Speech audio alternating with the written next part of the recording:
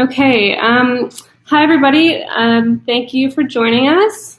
I don't know. I can give Jane the mic right now. I have to give Jane the. Oh, I lost that. Jane, can you try again? Oh, there we go. One more speaker joining. Okay, hi, everyone. My name is Nara. I'm a curator in Toronto. For the past 6 years, I've worked at Evergreen Brickworks, developing and implementing Evergreen's program of temporary public art projects in the Don River Valley, in partnership with the City of Toronto Parks, Forestry and Recreation Department, as well as the Toronto and Region Conservation Authority. I'm currently working with Evergreen in the capacity of Senior Curatorial Advisor, and I'm very, very happy to have had a role in organizing today's panel and to be able to moderate with such a wonderful group of people on a topic, the intersection of art and policy, that is very vast and may seem dry, but doesn't have to be. And I want to begin with the land acknowledgement, because a lot of the work we do is very tied to the land. So I'd like to acknowledge that the Evergreen Brickwork site from which we work is built on occupied Indigenous territory, the traditional homelands of the Wendat, Petun First Nations, the Haudenosaunee, and the Mississaugas of the Credit River. The territory is governed by Treaty 13 and is subject to the Dish with One Spoon Wampum Covenant, an agreement between the Haudenosaunee and Anishinaabe confederacies and allies to peaceably share and care for the resources around the Great Lakes. Today, the meeting place of Toronto around the area of the Lower Don River is still home to many Indigenous peoples from across Turtle Island, and we are grateful to have the opportunity to work within this territory and within the community as a whole. I especially feel very grateful for the opportunity to work within this river valley and to bring artists to think through this landscape together. And so today's panel has been organized not just by Evergreen, but in partnership with Waterfront Toronto and the Center for Humanities at the Graduate Center at the City University of New York. And I want to also express my gratitude for everyone at these partnering organizations for working together to make this happen. So to give a bit of background on Evergreen as an organization, for those who may not know, Evergreen is a not-for-profit organization in Toronto with a mission to help create flourishing, sustainable, low-carbon, and inclusive cities. Hold on, make sure that I can change the slides here. Here we go. Evergreen's primary hub, the Evergreen Brickworks facility, is located in the midst of Toronto's ravine system in the Lower Don River Valley. And Evergreen convenes many different partners and programs, community members, to collaborate and to catalyze ideas into action. And these can be from art to urban farming to housing, transportation, ecology, a whole range of program areas that help to create healthy and sustainable cities. And for the past 6 years, part of Evergreen's work has been focused on the ravines and creating partnerships with government and other like-minded organizations to support access and ecology and healthier ravine ecosystems. And Evergreen's public art program that I've been part of has been one of the kind of arms of this work in the ravine. We've been inviting artists to do temporary public art projects, research, workshops, talks cited throughout the Lower Don Ravine system, one of Toronto's major watershed systems. The work that we do in the art program thinks through issues of the urban landscape, the future of cities, Indigenous land relationships, and intersections between the natural and built environment. And so that kind of brings us to today, because one of the core areas that we looked at is kind of the urban watershed system, because of the public art projects we do are really cited around the Lower Don River. And where the Lower Don River ends, it flows into Lake Ontario, and it flows directly into an area of the land, the waterfront, where Chloe Catan, the public art program manager from Waterfront Toronto, has been doing a lot of great work as well. So we came together with the idea to engage Mare Liberum, an amazing collective from New York, a collective of artists, writers, designers, poets, and climate activists, to come and think through the landscape with us together. And I'm going to pass it over to Chloe now to introduce Waterfront Toronto and to give a bit of background on some of the infrastructural work that's been happening along the waterfront over the past couple of years.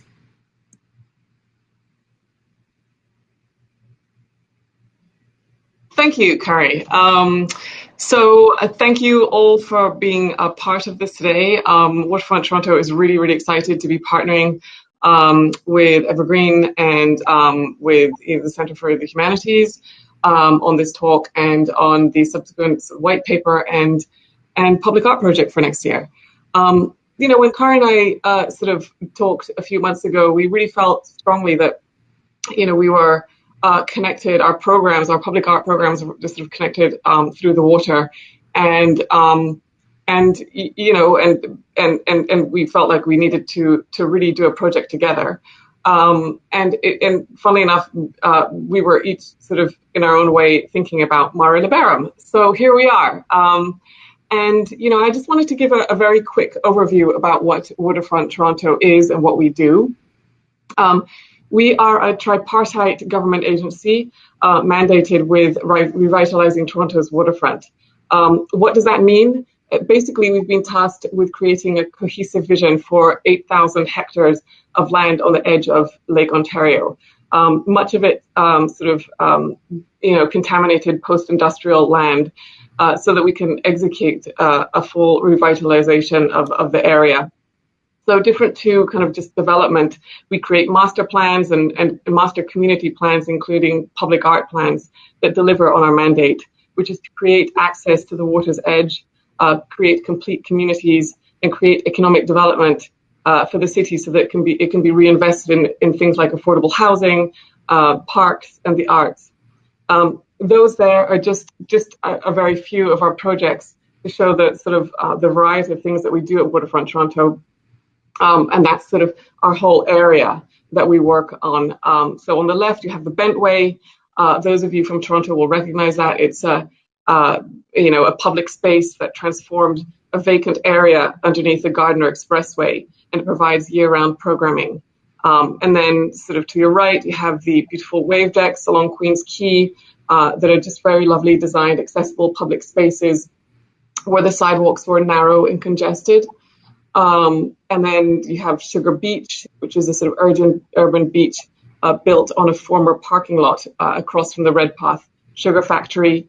And then, the sort of rainbow sort of image is, we have a very robust public art program, both permanent and temporary, that is very much an integral part of the neighborhoods that we build.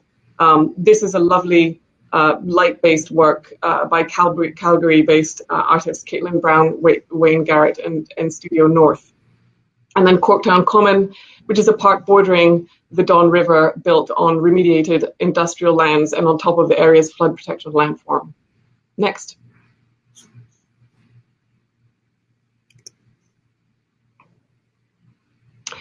So one of our largest projects at the moment, in fact, I think it's one of the largest in North America, is called the Portland's Flood Protection Project. Basically, it's sort of 290 hectares of industrial brownfield that we're sort of transforming into usable parkland and urban infrastructure. And we are creating, part of that is creating a sort of kilometre-long extension of the Don River, at the mouth of it as part of the sort of flood protection work for the whole area. And in the process of doing this, we're creating a whole new island, which will soon become a complete community. This slide shows how we're connected to Evergreen by the river, sort of up, we're sort of down at the bottom, and then Evergreen's further up along the Don River, and through the ravine system, which is a really important ecosystem and wildlife corridor for the entire region.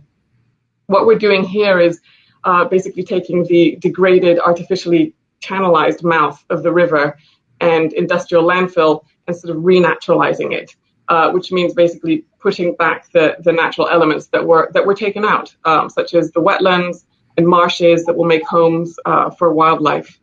And I guess lastly, what's interesting to me is that this vast sort of tract of land, a lot of the time I feel for Torontonians is a sort of blank space that people don't really think about that area, industrial area, except for when there are sort of really great art projects down there, such as, Luminato's use of the Hearn and the recent Toronto Biennial of Art, which focused along the shoreline. So, these projects are crucial in bringing attention to transitional spaces and sparking important dialogues on the pressing issues of our time. Thank you, Chloe.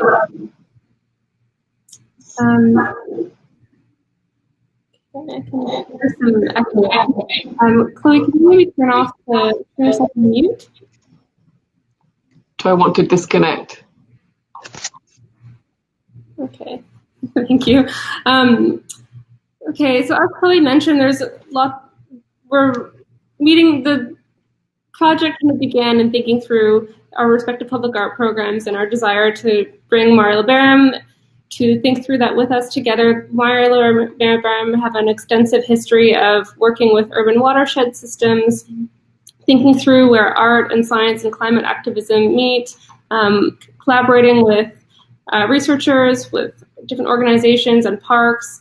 And there are tons of people in Toronto who are doing that work as well. But we thought it would be really nice to bring this collective from New York to kind of convene different people together in Toronto to bring a different perspective and to help us think through the future of the watershed from the lens of artists and writers. And so today's panel is really setting that in motion. With COVID, we're not entirely sure where this is going to lead us, whether we do hope that Mare Liberum will be in Toronto next year to do a project on the river, to kind of gather community together. For now, what we're thinking through is beginning with this panel, leading up to a white paper, which will be trying to collaborate and bring together many different people. Whoever wants to be involved can feel free to reach out and participate in this white paper process, where we want to gather different opinions on what does art and policy look like today, what are the best practices that we want to think through. And I'm going to share a link, or I'll ask my colleague Julia to share a link in the chat box for a kind of collaborative document that we can all use. So you can feel free to put questions or comments in the chat box today as we're talking, but you can also use this this resource doc that Dylan has just shared, actually, which will be, and Julia shared it as well, which will kind of live on after this panel. So if there are artists, if there's ideas, if there's questions, resources, research that you want to think through together with Mare Liberum and with us after today's panel, put it in the doc. Or you can also feel free to email Mare Liberum directly at Little Boats at the Free Seas, where you can reach them directly if you don't want to share in this more public way. So again, today's panel is really just the beginning, and it's really a broad beginning. So as we've just heard from Chloe, and I've explained the history of Evergreen's work in the Lower Don, we're focusing more around public art, around working with the landscape around the urban watersheds.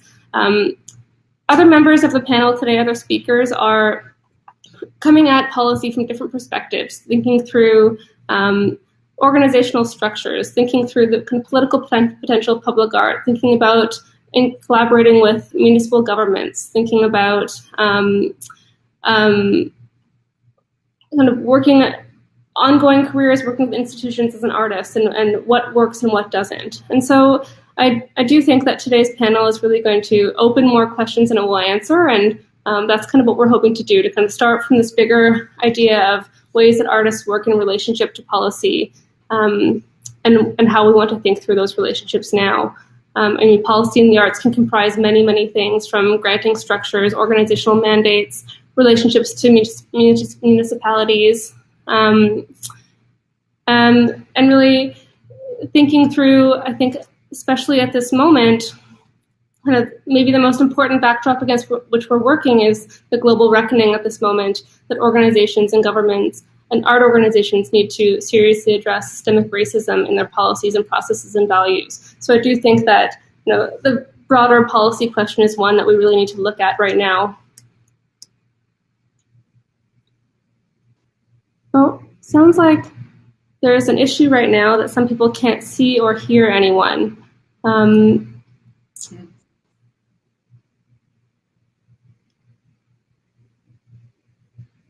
Well, I guess I'll keep going, but hopefully my colleague can engage with that. So it sounds like most people are able to. I hope that the ones who can't are able to resolve that. Oh boy. Okay, so I'm going to first introduce our speakers and give a little bit of a backdrop of what they're going to bring today, and then I'll pass over the mic to Mare Liberum. So we have with us today 3 members from Mare Liberum, Jillian Gautier, Kendra Sullivan, and Sunita Prasad. So they're a collective of visual artists, designers, and writers who formed around a shared engagement with the world's waterways in 2007. I'm not going to read full bios. Those are available for people to engage with afterwards. In the interest of time. We also have with us Carolyn King, who's the former elected chief of the Mississaugas of the Credit First Nation, the first and only woman elected as chief of the First Nation. Carolyn also launched the Moccasin Identifier project in partnership with Mississaugas of the Credit First Nation and the Ontario Greenbelt to promote public education and awareness of treaties, significant cultural historical sites, and the ancestral presence of First Nations, Métis, and Indigenous communities. And Carolyn will be speaking to that. We have with us Jen Leninger, who's a senior planner with the City of Toronto, and she's responsible for green space systems planning in Toronto and Canada's largest city. So she's working at the intersection of urban planning and the natural environment. We have with us as well Pamela Matharu, who's an immigrant settler of Northern Indian Punjabi Sikh descent, born in Birmingham, England, and based in Toronto. Pamela is an artist who explores issues of transdisciplinary feminist issues, blurring the lines between objects, activism, community organizing, and public pedagogies. So her practices include object making, curating, organizing, artist-led teaching, arts administration, advocacy, and social practice. And we have to Brian McVeigh, who's executive director of 221A Gallery, not gallery, it's 221A, an organization in Vancouver that works with artists and designers to research and develop social, cultural, and ecological infrastructure based on the unceded territories of the Musqueam, Squamish, and Tsleil-Waututh First Nations in the city known as Vancouver. And under his leadership, 221A has really expanded beyond kind of the 4 walls of their space to operate artist studios and a public art space, and have really, I think, done interesting things to think through what an artist-run center can look like today. And I think I've got all the speakers covered now. There's so many speakers. So I'm going to pass it over to Mare Liberum now. They're going to introduce their project and speak to some of their past projects, and then we will go from there. And then after about 15 minutes, and we'll pass it on to the next speaker. Each speaker will have about 10 minutes, and we won't do the Q&A in between speakers, but we'll leave time for a moderated Q&A at the end, and then audience Q&A. So please do type your questions in the chat bar as we're going. So over to you. The slides. I'm not doing a very good job of the slides here. There's Mare Liberum, over to you. You're doing great. Thanks, Kari. Hi, everybody. Thank you so much for joining us today. As we're working through all these boxes here in what would be people in a room, but we're figuring it out. So thanks for your patience as well. So on behalf of our collective, I just want to express gratitude to the organizers at Waterfront Toronto and Evergreen, particular Chloe Catan, Annie Vandenberg, Julia Germania, Wingy, Jaspal Singh, and of course, Kari Swinar, who we've just heard from, for making this talk and this project possible, and for continuing to think creatively and openly with us in this challenging time. Thanks also to all of the speakers for joining us today. We're really excited to hear from you, and we're looking forward to commencing the on-site work on the Lower Don River in 2021. So I think the next slide. Sorry, thanks, Kari. So my name is Dylan Gautier. I'm an artist and curator, and with me are members of our collective Mare Liberum, whom we'll be hearing from in a few moments, Sunita Prasad and Kendra Sullivan. Ben Cohen, Stefan von Muehlen, and Jean Barberis are here in spirit. The collective has been working together since 2007 and is currently 6 artists, writers, designers, and media makers who came together really around waterways as a commons and, at least in New York City, as a kind of under-recognized and often mismanaged and neglected public space. Next. Broadly speaking, the collective works through platforms, participatory research, and publics. We can go next. And initially, our projects were really ways to remedy a lack of access to waterways by building boats and inviting the public to come out on them with us, as well as evolving into responses to a need for dialogue and resistance around gentrification, toxicity, and extractive capitalism in the city. Next. I have a lot of slides, sorry, Kari. We started working in the New York City archipelago by building small boats with local communities to enact direct experience of such toxic water bodies as the now Superfund designated Gowanus Canal and Newtown Creek, or the Arthur Kill in Staten Island, pictured here, colloquially known as the Tugboat Graveyard. Next. So Katrina, Irene, and Superstorm Sandy really brought about a different scope for the project and an appreciation of these water sites as fundamentally necessary infrastructure to buffer the potential damages which will likely be caused by anthropogenic climate change as we are currently seeing. Next. Our practice often starts with basic boat building plans, 3 sheets of repurposed plywood or a bundle of found or harvested bamboo in the morning, and ending the same day in a handmade boat on the water. This is a radically transformative and empowering experience for communities seeking a closer understanding of their water ecologies. Next. We can click through these. Next. Next. This is in New York Harbor. That's great. I think one more. Thank you. This is a project that we worked on with an artist, Natalia Porter. There's a collaboration to build a trihynera in Corona, Queens, which is one of the areas that was the most hard hit now with coronavirus. It's back in 2011. Our water-based work has taken place alongside other artists and thinkers working on water in public, such as Swoon, Mary Mattingly, Torkwasi Dyson, and others. Collaboration is really key to our approach. Our work also connects back to 2 art historical frameworks, which are eco-art practices on the one hand and social sculpture on the other. So folks like Joseph Boys, Helen Meyer Harrison and Newton Harrison, Maria Teresa Alves, Tanya Ruggiero, and Theaster Gates. Through direct encounters, publication, and participatory workshops and voyages, we consider the collaborative act of building a boat as a kind of floating social sculpture, one that can be activated to remediate and broaden knowledge around particular sites. Next. Part of our work as well is to extend this experience to as many people as possible through publication and open source methodologies. Next. We've also worked over the years alongside institutions to produce public artworks, such as the commission by the Global Climate Activism Network 350.org in 2014 that Sunita will be talking more about in a moment. Next. We can go slowly through these. Okay, thanks.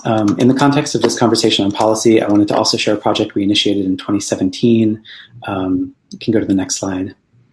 The Fresh Kills Park Field R&D Residency, which we co-created with the New York City Parks Department and curator Mario Villaray on the site of New York's largest former landfill and future largest park, Fresh Kills. Next. So roughly, Field R&D is an open format residency program in a former landfill that supports artistic research engagements with the reclamation and reuse of former waste sites and interfaces with 3 city bureaucracies: parks, transportation, and sanitation here in New York City.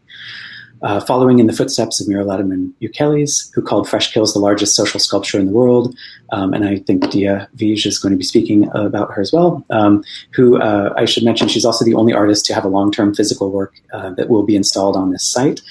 We wanted to create a platform for artists to propose a future for public art here that wouldn't will away the past legacies of neglect, careless consumerism that over just 50 years built 200-foot tall mounds of garbage where once had been wetlands. Next. These are some of the, actually we can go one more. This is a master plan for the site that we did not have anything to do with, and this is our artists on the current site, the first cohort of artists back in 2017. Go one more. So these are works by Mary Mattingly, next slide, Joe Riley and Audrey Snyder, and Billy and Stephen Dufala. Forgive, next slide, sorry. Thank you. And Lizzie Mogul, next slide. That were part of the first cohort among the projects proposed for the site. These are lightweight, temporary, but there's a great deal of research behind them, also interfacing with these kind of hard to enter public institutions. The project is speculative and future-facing, and the resulting residency framework is now hosting its second cohort, which is comprised of the artists Jen Liu, Stolin, and Antonio Serna, to propose works for the site that also shape our understanding of what the site can be for future generations. So these are not permanent installations at all, so much as long-term ways of thinking. Our work could be called policy adjacent in this way, in that it describes an outline of a number of different policy concerns at once, including environmental policy and urban planning centered on equity, understanding that environmental and racial justice are inextricable from this work. Through focusing creative energy and resources and building stakeholder groups, it takes a role in shaping policy as well. If we are to understand policy as not just the social laws and regulations that we co-create and agree to live with as a society, but the principles and priorities upon which these laws and regulations are based. I'll pass the mic now to Sunita Prasad, who can talk more about these projects. Thank you. Thanks, Dylan. Thank you, Kari, and everyone who organized this talk. I'm going to talk a little bit more in depth about voyaging and how we use the boats for public encounters and voyages. So as Dylan mentioned, we make boats and invite the public to make boats with us as a way of making the public space of urban waterways more accessible. And to make them as accessible as possible, our boat designs are open source. As you said, they're published on our website and in broadsheet form. They're made with fairly inexpensive materials, and they are amateur friendly. We ourselves are not experts at what we do, as master boat builders have been quick to point out to us. The image that you see here is of a workshop at the North Brooklyn Boat Club to make a paper canoe. The hull of the canoes are all papier-mâché sealed with varnish, and they're based on research of designs by the Waters & Sons Paper Canoe Factory in Troy, New York, at the turn of the 20th century. And we used a fleet of these canoes in our project called Sea Change in 2014, which culminated in a 2-week voyage down the Hudson River from Troy, New York, to New York City in the lead up to the People's Climate March during the 2014 UN Summit on Climate Change. Next slide. The design that you see being built here is a plywood punt made for a voyage down the Mystic River in Boston. This was part of a workshop and exhibition at the Carpenter Center at Harvard called Or the Other Island. Next slide. Here is an image of the paper boats on the East River in New York during the Sea Change project. And so I am actually the most recent member of Mare Liberum. I joined the collective in 2014 during the in the lead up to the Sea Change project. And one of the gifts that participating in Mare Liberum has given to me is the joy and exhilaration and wonder of discovering my city and my region anew from the perspective of the water. And by perspective, I mean not only the vantage point of our rivers and canals and harbor, but in a way, the water's own point of view. It integrates you with the water and its concerns. So again, this idea of like building up the cohort of stakeholders in the water. Next slide, please. So this is the paper boats again at the start of their 2-week journey down the Hudson River. And Sea Change was a way of building up regional momentum for the 2014 People's Climate March. We stopped every night and camped or were welcomed by partnering organizations and boathouses along the river. We held talks, screenings, and demonstrations with advocacy groups like Riverkeeper, our partner organization 350.org, which commissioned the project, Sane Energy, which recently succeeded in its years-long campaign to close down the polluting and deteriorating Indian Point nuclear plant on the Hudson River.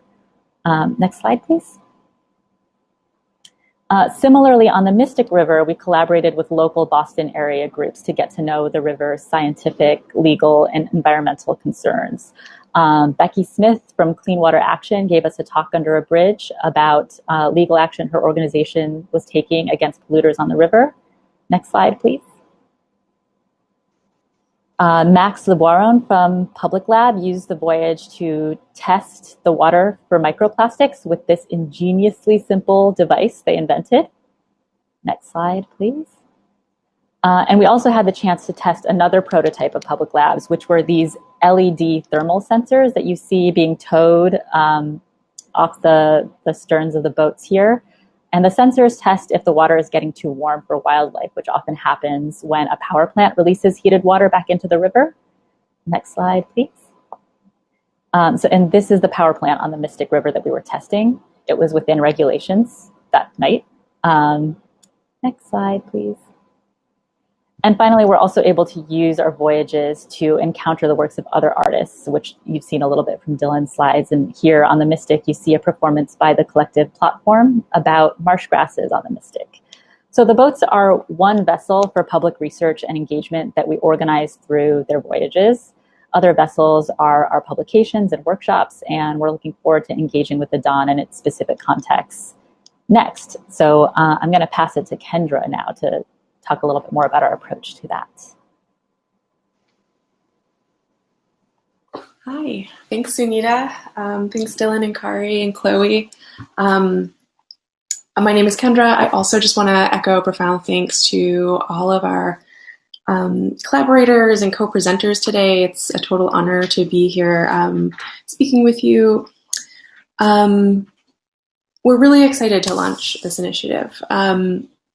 Getting to know the Don Lower River, the valley, the people who work, create, and recreate along its shores, as well as the individuals and groups who are working, spearheading remediation, preservation, flood planning, and renaming efforts. And finally, the city whose histories, plural, and futures, plural, are entangled in its flows. It's an incredible privilege and honor to be engaged in these conversations and in this landscape. And we look forward to the next year or so of developing a project in response to what we learn. So we're just starting out on this journey, and we aim to honor the ongoing concerns of those who are already working within and on the Don watershed. Through collaborative study, through workshops, actions, the likes of which Sunita and Dylan have told you a little bit more about, and through environmental advocacy. We're looking forward to using this opportunity through the work ahead to draw from activist and artistic toolkits at the same time to better understand existing and anticipated resiliency and climate adaptation needs of this particular place, of the Don Lower River, and to support spaces for open, honest, and oftentimes difficult dialogue. Thinking beyond the Don, Mare Liberum is also hoping to model a reciprocal, equitable, inclusive, enjoyable, going back to Sunita's comment about the joy of leaving the land behind in the place that you've come to know as your home, and looking at it from the perspective of someone who's on the water because they've chosen to be, and because they have the privilege to pursue the water for pleasure. So thinking beyond the Don, we're hoping to build out these frameworks for engagement with beloved and neglected places, and with environmental policy protecting those places, listening closely to the concerns and expertise of community partners, arts and culture practitioners, experts like today's panelists, and policymakers. Our plan is to draft a collaborative document based on our research here that supports a slower, deeper, more critically nuanced, creative, and inclusive approach to building consensus and impacting policy around environmentally and socially sensitive spaces that can be applied anywhere. So we really want to build a toolkit that policymakers can bring to the table when they want to argue with their colleagues that artists may actually have something special to offer to this process, and for artists who think that their perspective and their art actually belongs in these discussion forums. Okay, so I mean, very briefly, what positive role can artists play in this process, if any? I mean, it's an openly contestable fact, and we welcome critique throughout. My response from the get-go, open to critique, is when artists are brought in by public and government institutions to act as collaborators and work closely with policymakers. What exactly is being asked of them, and what exactly can they offer? What happens when we introduce art to practical and social problems that we simply haven't been able to solve when we're approaching them through the traditional means,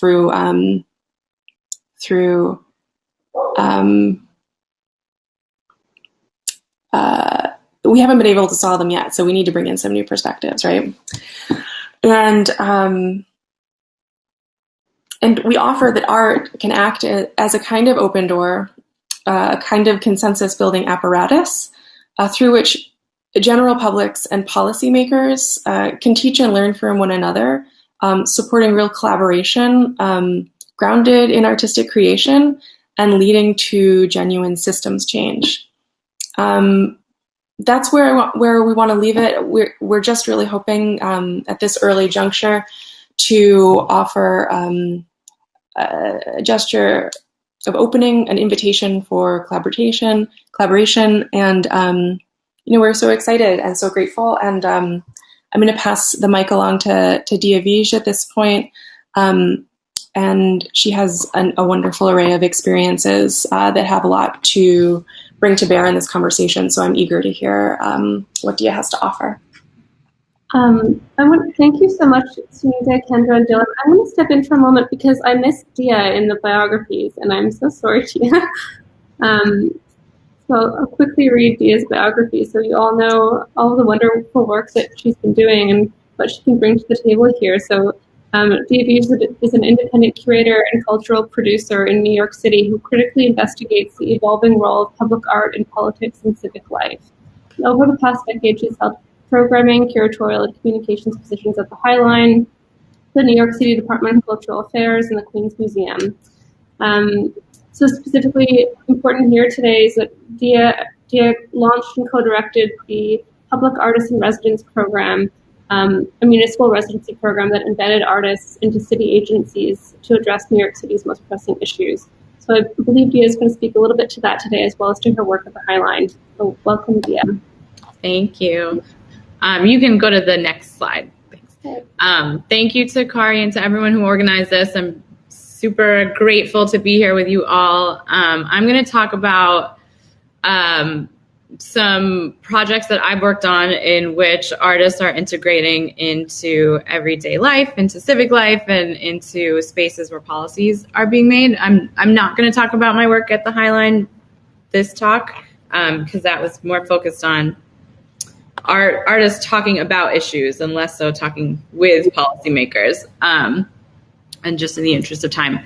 So I'll just get right to it. So at the Queens Museum in 2013, initiated by artist Tanya Bruguera, I co-curated an exhibition called the Arte Utile Lab with Perna Reddy and Adrian Cote.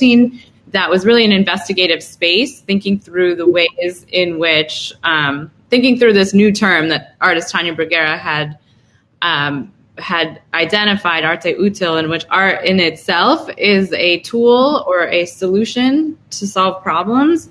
And so we created this investigative space. You can see from the picture on the bottom right that we really made it into a laboratory, into the galleries. We used everything we put in there was on wheels because we really wanted to program a lot of conversations in which we can move projects around to really talk about them.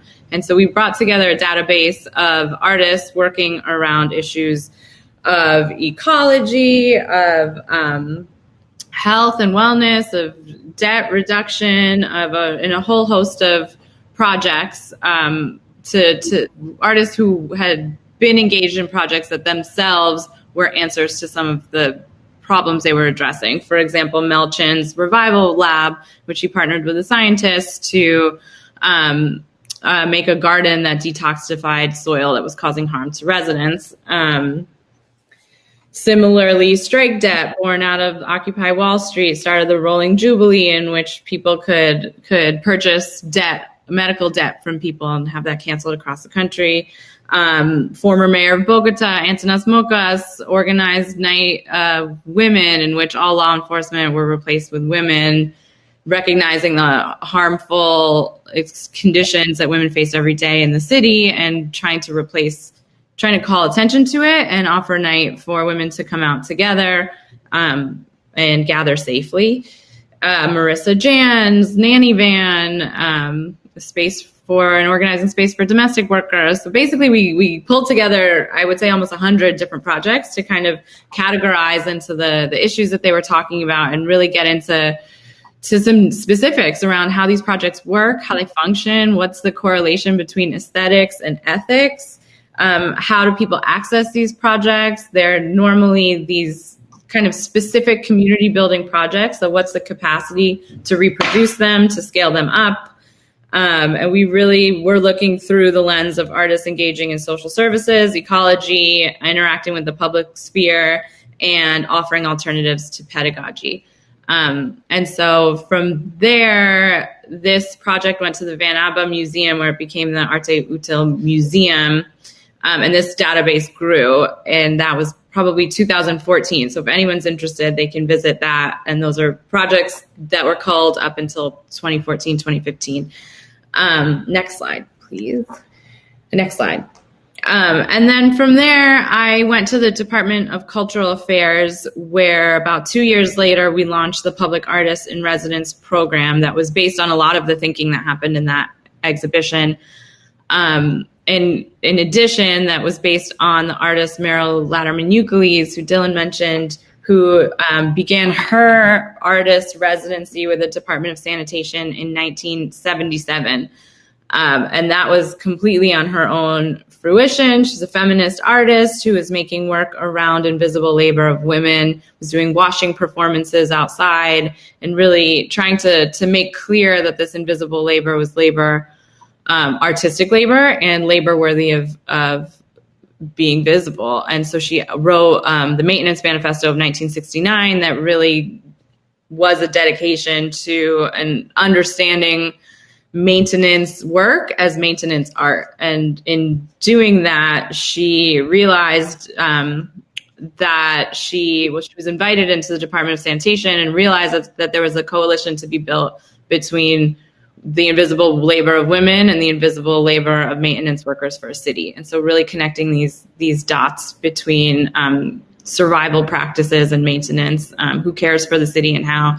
And over her 40 years there, she did such things, really whimsical things as garbage barge ballets.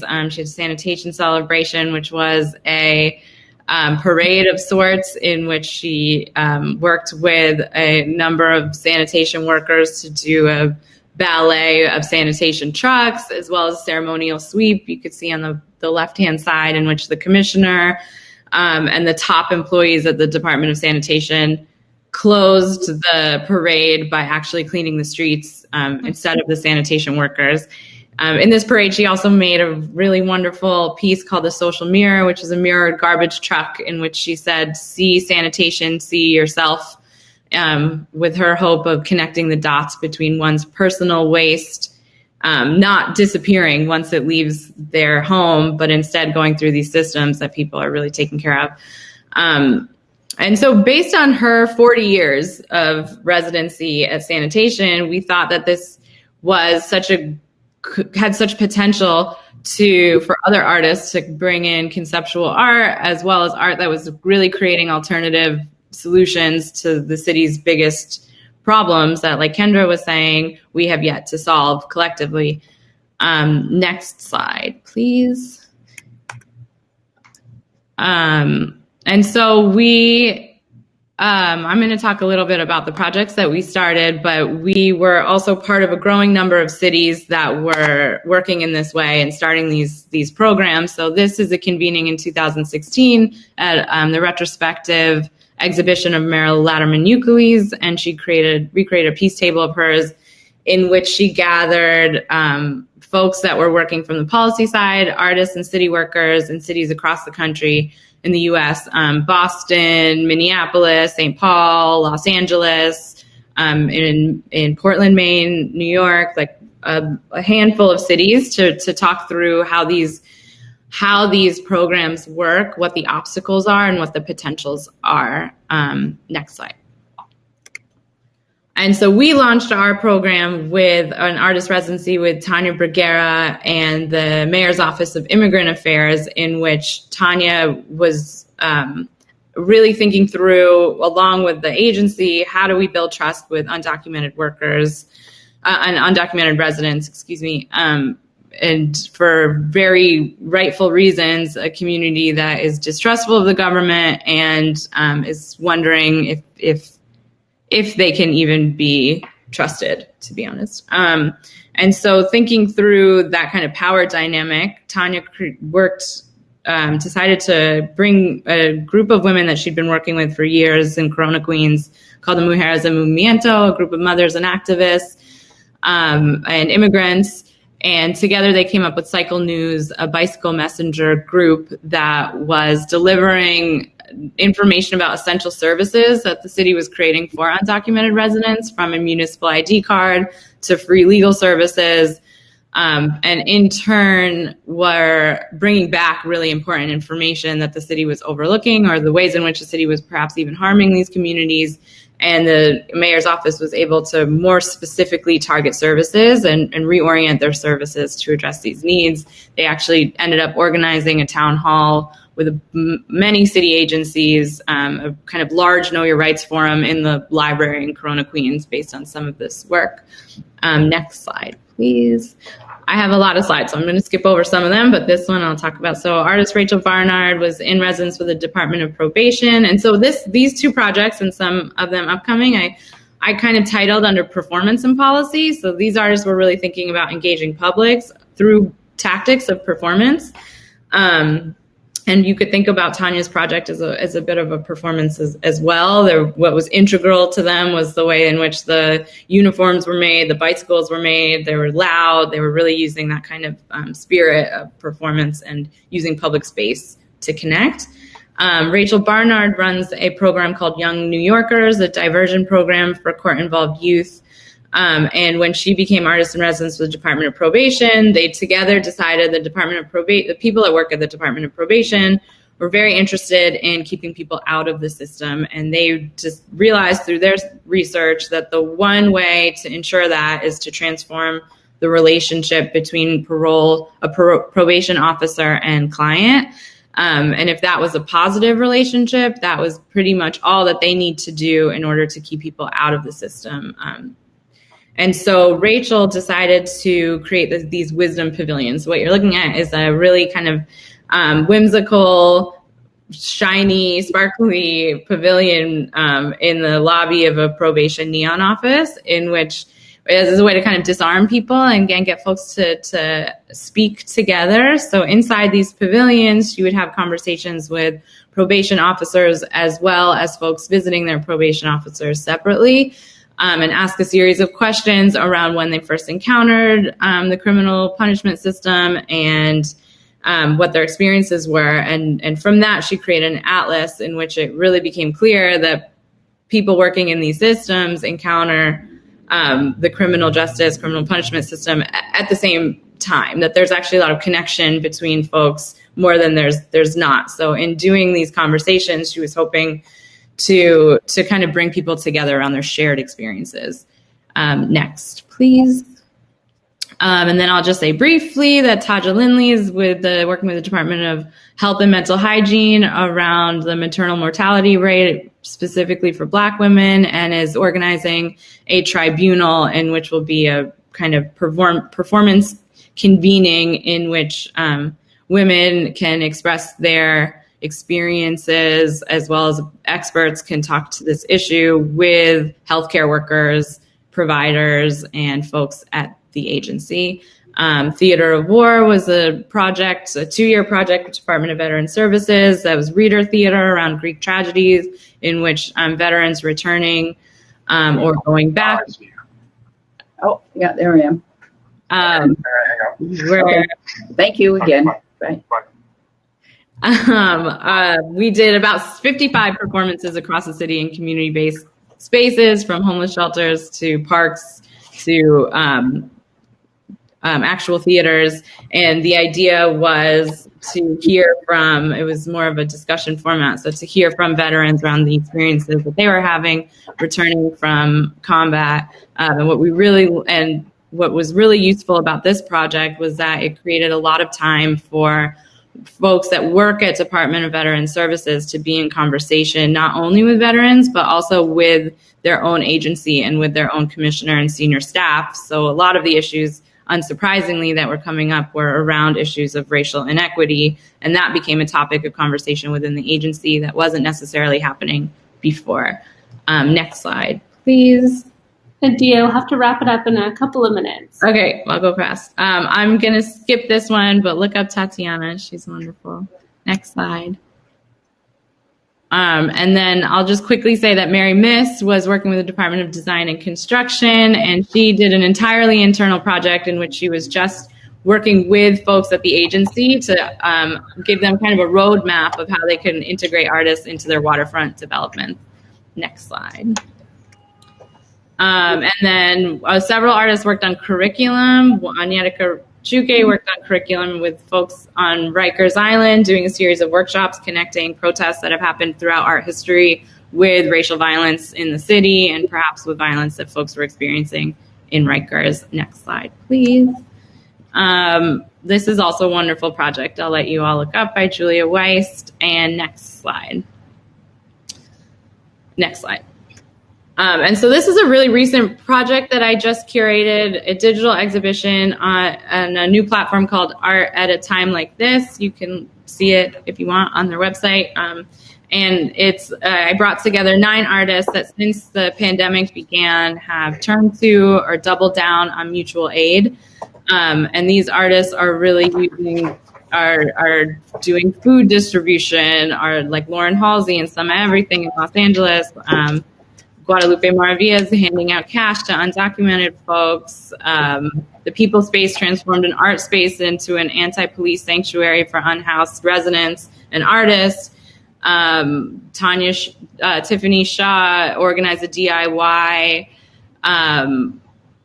network, a circulation of masks from Hong Kong to the US, and kind of a reverse remittance. And I'm bringing this up to show how artists outside of collaboration with government agencies are often able to serve their own communities in ways that are more direct, that are more acknowledging of the former harm that government agencies and policymakers have caused to their communities, and are able to do so in ways that are around reciprocity.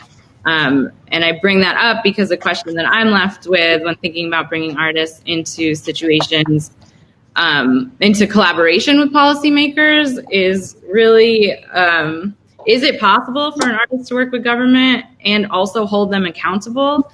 And in this moment in which we're really being asked to hold our policymakers accountable to move us towards real change, and in my perspective, towards an abolition of carceral systems, what does it mean to have artists working in collaboration with these systems versus outside of that? And as administrators and as curators and as policymakers, how are we asking those critical questions before we bring in artists and during?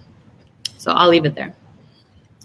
Thank you so much, Dia. I think that that's a really critical question you brought up at the end and something that I hope we can return to in the Q&A.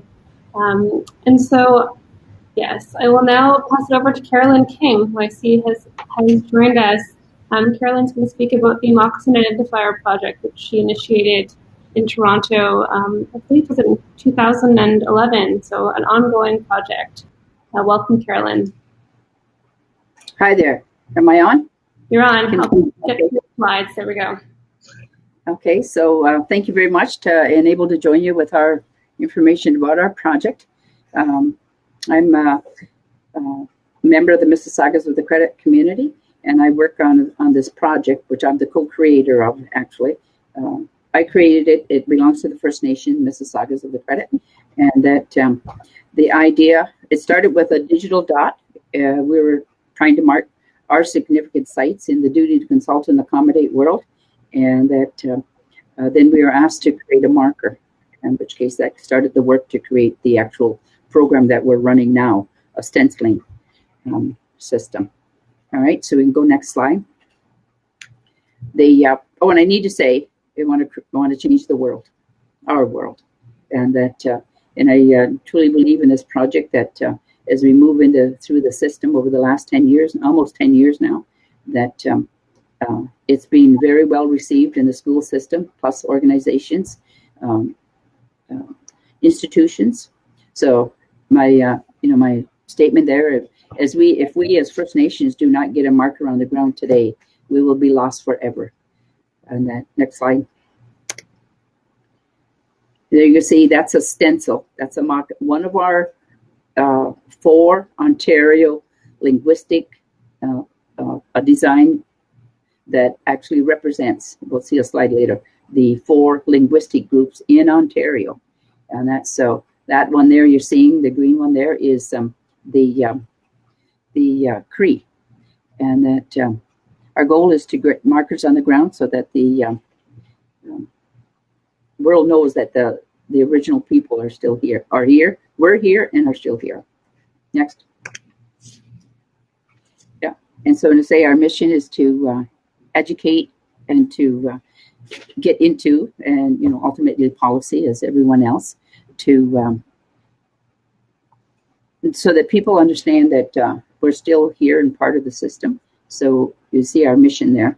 So next one, you see a collage of moccasins there. And then I'm just going to go up for a minute here. So I can't make it go higher, so I can't see it. During the one of our historical gatherings, we were presented with a question. We were presenting the digital dot program, and that we were presented with a question about if the archaeologists dig it up and remove it, how will they ever know that we were here? And so, the story behind that was that we should have a marker, a permanent marker, instead of just a digital dot, because people may not have a phone or let alone a smartphone. So the idea about a marker, a universal type marker, was suggested. This isn't on the slide. It was suggested that maybe we use the eagle feather, and that everyone recognized that as an Indigenous symbol. And in which case, they said, no, that's too sacred to us. And they said maybe with the clan system, the totems that we use, the wolf, the bear. And I said, no, same thing. If it was on the ground and people walked all over it, we'd be upset. And so then I said, come up with something. And so I wrote on my whiteboard in this office that I'm sitting in right now, our old council house, and said, what will identify us and connect us to the land, to the ground? I said it shouldn't have taken me 3 days. But on the 3rd day, I read that line and I said, it's our footwear. And the idea was born. That's how I claim to be the creator of the idea. And then you'll see in there that we partnered up with the next slide. We partnered up with, I don't think they're listed there, the Watershed. And here we have that the idea, I haven't to look close because I can't see this. It's too small a writing. The help facilitate a cultural shift in Canada by sharing treaty history with children through the distribution an accessible kit, educational kit. And that's what we call it, the Moccasin Identifier Kit. You'll see behind me, we got, you see that little banner behind me that it has the 4 stencils in there. And that we want to develop a coordinated program to mark these significant Indigenous sites for the benefit of the public. So our sites are all over the place, and they've been plowed up, dug up, covered over, and the people today don't know that we exist, or that we existed on that land. And that's we're forming partnerships with communities, organizations to build a whole engagement and support, and create a network of knowledge on treaties, and restore the link between Indigenous and non-Indigenous people. Next. Our programs. Just a listing of the programs that we got. Become the Moccasin Identifier Education Leader and teach the treaties using the Moccasin Identifier Educational Kit. And for inside the kit is the 4 stencils that you see behind me, but they're in the kit, and that there's we have the teachers do an educational teaching, like the curriculum lessons, and then they actually take the stencils and using wash away paint, they stencil that onto the sidewalk, on the ground, and in many cases, because we're sometimes inside the school or it's raining, and we stencil on paper. And you'll see some of the pictures of the different things that we've done. And then it washes away, and we do it again next year. And I say, my goal is to see the Ontario covered with moccasin stencils within the next decade. And the people will forever know whose land they're on. And that we're starting over with the children. And we're talking with government, we're talking with institutions to get this our program accepted into the system. And I think it will change our world, and that people will realize that, just even if it's by stenciling a moccasin on their sidewalk, that the Indigenous people were here and they have a connection to the land. So the other items, you see me talking at Fort York there at the Indigenous Festival. There's lots of different things. We have Experience Week, Mock You Rocks. There's different things that happen. We have identifier installations. We ask people to put it in their community, on their public sidewalks, or work environments. The Moccasin Identifier will participate in ribbon cutting ceremonies, all different things. We're open to do whatever that includes the people. Next.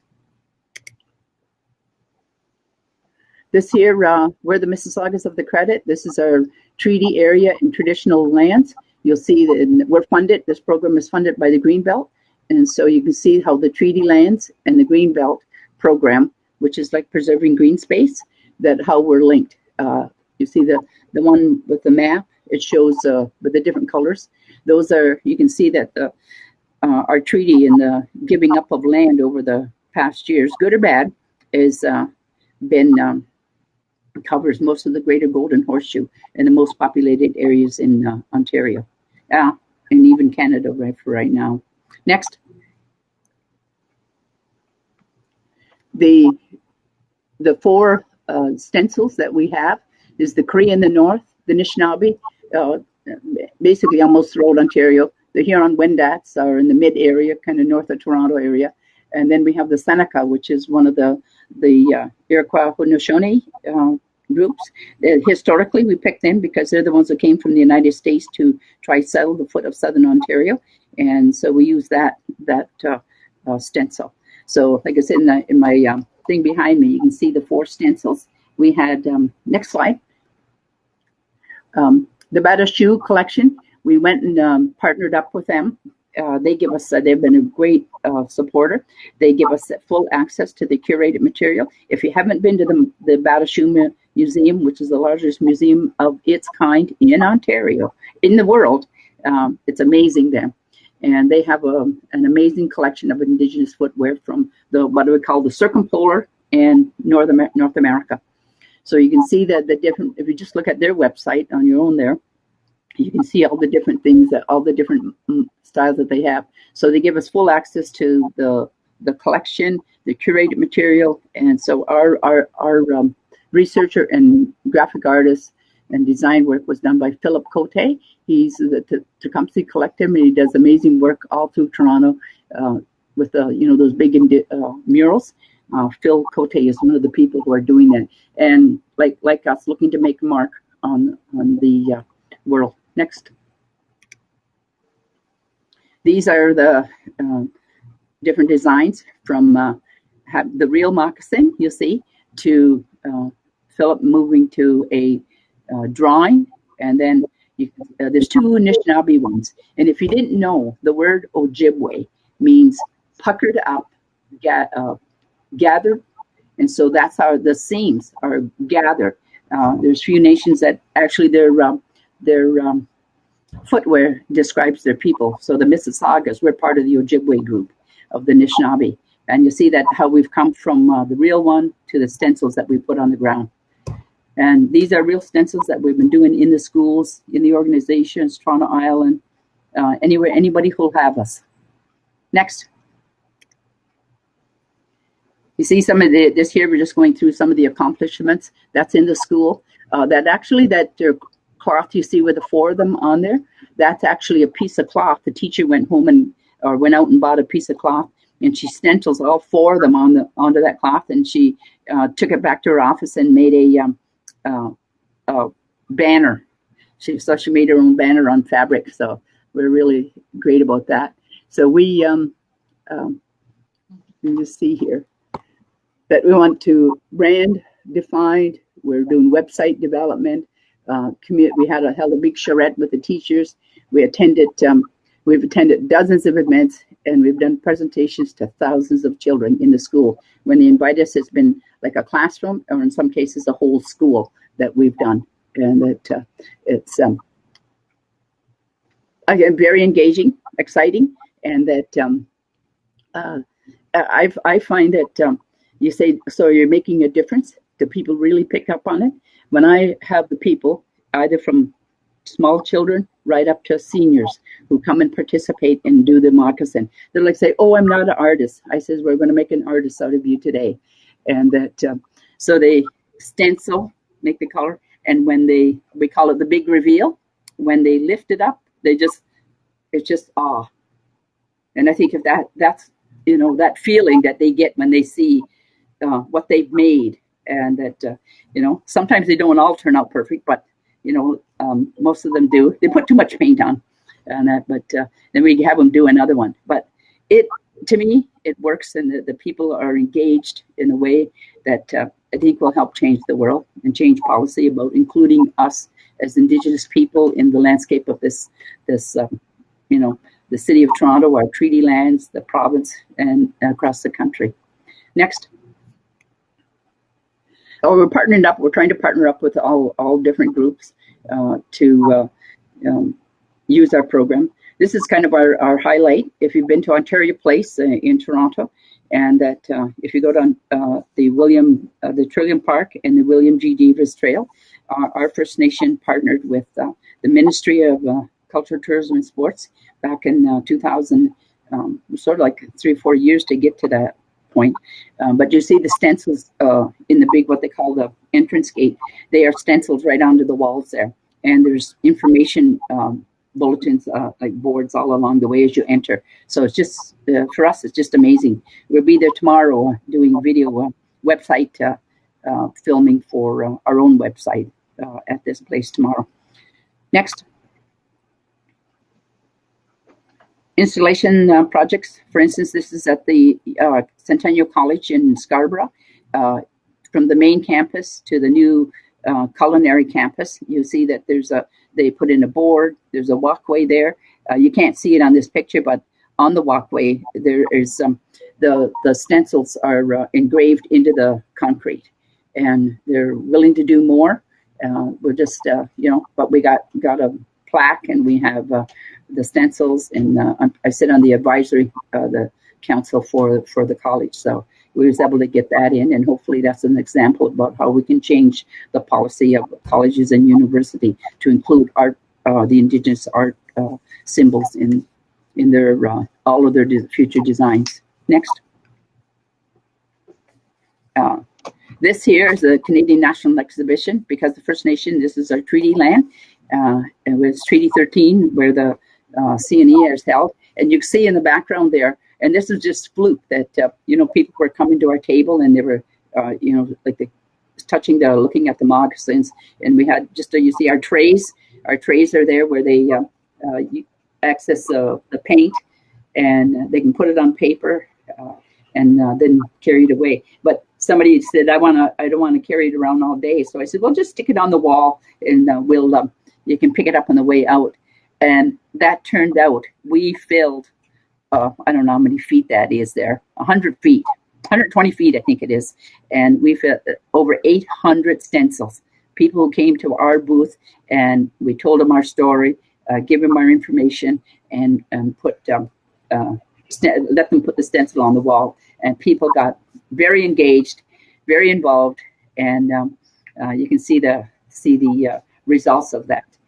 So it was amazing work, and a lot of them are teachers. We're tell the teachers, here's what you can do. You can help. We can help you teach about our people. Next,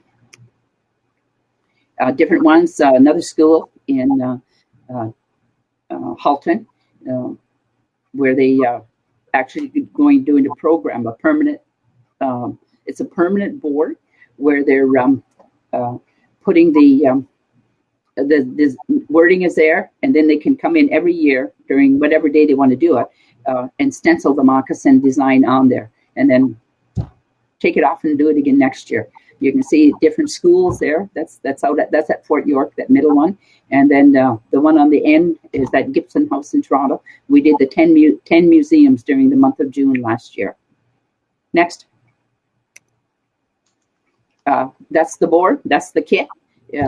It's called the Moccasin Identifier, and that that's what we're looking to sell to as a product. We sell to the anybody who want to buy it. So we're working diligently to just finalize that. And then you see other samples of stencils and people doing work. Next.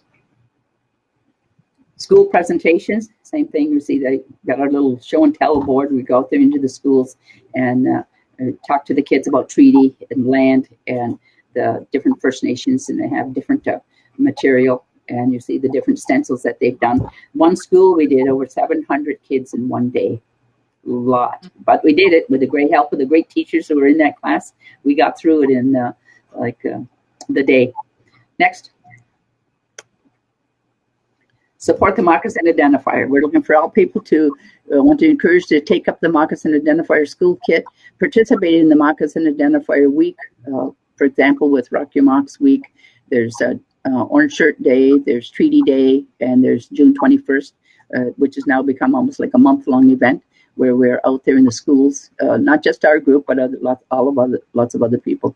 So support from public installations. We're working with the TRCA to put stenciling and paths, what do you call it, like a little path down the along the river walkways and stuff. We're getting to get the Moccasin Identifier funded to build and sustain their capacity. That's where we're looking at the product and the stencils and other promotional material. Now, in my world, it's like everything in my world has a moccasin on it. So, whether it's cups, shirts, tees, hats, whatever, well, just wait. We're going to have lots of stuff as we get down. And we're getting a lot of talk and approach to have people for this to go national. So we're looking at that. It would take the same kind of work for each province across the country to do that. But this country is, our people is covered with treaties, and our people are in every province, and they have their unique style of moccasin and culture and traditions that can be profiled. So teach treaties in your place of work, your community through graffiti art. The artists, you can add our Moccasin Identifier to your project, and hopefully we can paint the world, stencil the world at least. Next. There we are. There's our Moccasin Identifier at the Mississauga Credit First Nation.ca, moccasinidentifire.com. There's a phone number. Check us out. Thank you very much. Thank you, Carolyn. So I thought that was a really amazing example of such a long-term engagement and of what these kinds of projects can look like over a 10-year and more engagement with communities and across such a wide range of spaces and treaty territories. Carolyn's collaborator, Susan Robertson, was going to add in a few comments about the processes by which they're working to create meaningful long-term collaborations, some of the barriers and processes to make this project happen. We're running short on time, so Susan, maybe you can type some of your comments in the sidebar, see that you already have, and we can pick them up again in the Q&A. So thank you again to Carolyn, and we will now move on to Jane Leninger. And Jane is a city planner with the City of Toronto who works largely with environmental policy planning. And so Jane has, I think, maybe the most direct line to policy of any one of us in the group, but is a planner who is really devoted to bringing artists into the process. And so And that's a really important perspective to have here today. So over to Jane. Thank you. Can everybody hear me? Yeah. Yes? Yes. Okay, good. Sorry, I want to make sure. Good afternoon, everybody. I'm delighted to be here on this panel today with all these great participants and hearing about your projects. It's really inspiring. I'd like to share with you my experience working with artists on city planning policy and city building at the City of Toronto. So the project is called An Enduring Wilderness, Toronto's Natural Parklands. And it was commissioned by the City of Toronto's Planning Division and our Parks, Forestry and Recreation Division. So it was a joint project. And the original goals of this project included documenting Toronto's natural parklands and creating a book to create value in these places. That was our broad goal. The City of Toronto has a public art program, but as far as I know, this is the first time that city planning has actually engaged directly with an artist to communicate about city planning and policy. Next slide, please. So this is a familiar view to those of you that live in Toronto.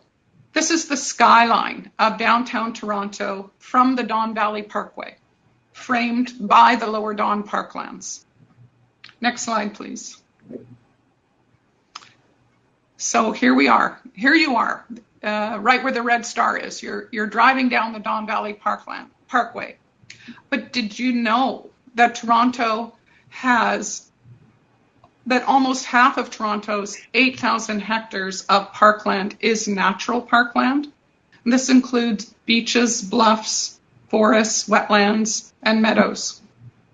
Yet these parklands are virtually unknown to many of the city's residents. And in recent years, the urban wilderness spaces are now being rediscovered by a growing population embracing nature inside the city limits. As the city becomes denser and as people use these natural spaces, there is a growing need to protect them. Next slide, please.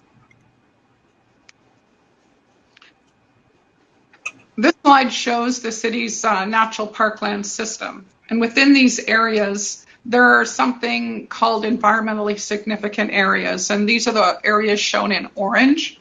And they're areas that are considered to be particularly important because of their environmental qualities. As part of the Enduring Wilderness Project, the City of Toronto commissioned artists to help create an identity for these areas and to raise awareness to foster stewardship and protection. So the Enduring Wilderness Project actually originates in planning policy. On January 1st, 1998, the former Metropolitan Toronto government and 6 local governments were amalgamated into a single large municipality. A new official plan was prepared for this new City of Toronto. But some local residents were not happy with how the plan represented the city's parkland system. So they appealed the plan to the Provincial Planning Tribunal, the Ontario Municipal Board. The resulting settlement committed the city to do a number of things. One was to include a policy in the official plan to define what an environmentally significant area was, to include a map that showed 18 existing ESAs, and to, as expeditiously as possible, comprehensively identify environmentally significant areas across the city. So this work began in 2006. And after 5 years, we'd identified and confirmed 86 environmentally significant areas. That's how many are shown on this map. The next step was to amend the official plan to designate these areas on a map, thereby giving them the highest level of protection. Now, I can tell your eyes are beginning to glaze over with all this planning stuff. And quite frankly, that was happening to me too. As I was going through the official plan amendment process, I kept wondering, what can I do to make these places real to the public? I had a stack of reports 6 inches high, and I feared they were going to sit on a shelf and only be looked at by consultants working for developers. Next slide, please. I knew that artists and writers saw these places as sources of inspiration. And I wanted people to know why they were important to the future of our city and to understand why they needed to be protected for the long term. Next slide, please. So in 2012, we commissioned visual artist Robert Burley to document these places and create a book about Toronto's natural parklands. Robert was selected through an open call for proposals, and once selected, he had 4 years to completely photograph these natural landscapes across the city and during all 4 seasons. Towards the end of the 4 years, we had another call for proposals to identify the book publisher, and ECW Press was selected. And the resulting book examines and celebrates these places. Next slide, please. So the book contains approximately 250 of Robert Burley's images interspersed with writings by authors such as Anne Michaels, Michael Mitchell, Leanne Benamosake Simpson, Alyssa York, George Eliot Clark, and historical geographer Wayne Reeves. Taken together, they illuminate the special meaning of these places in our lives and in the evolution of the city. Next slide, please. The book is arranged into chapters that draw the viewer to tour the city through the different geographic areas of Toronto's parkland system: the shoreline, the river, the valley, lost rivers and creeks, and the forested vales of the Rouge Valley and the Highland Creek. For those of you that are working on the Lower Don, this particular aerial image shows something that we call the Forks of the Don, which is where the East and the West Don and Taylor Creek intersect. And it's kind of an important place because everything below the Forks of the Don is considered to be the Lower Don. Next slide, please. So the images are interspersed with writing and poetry that add meaning and dimension to these places. Next slide. In 2017, we partnered with the Aird Gallery. The Aird is a not-for-profit public gallery to create a photography exhibition. And this exhibition was actually selected as a primary solo exhibition for the 2017 Contact Photography Festival, which is an international festival. So it got a lot of recognition. Next slide, please. The book sold out quickly and went into second printing. We received media coverage, including in the Toronto Star and CBC News.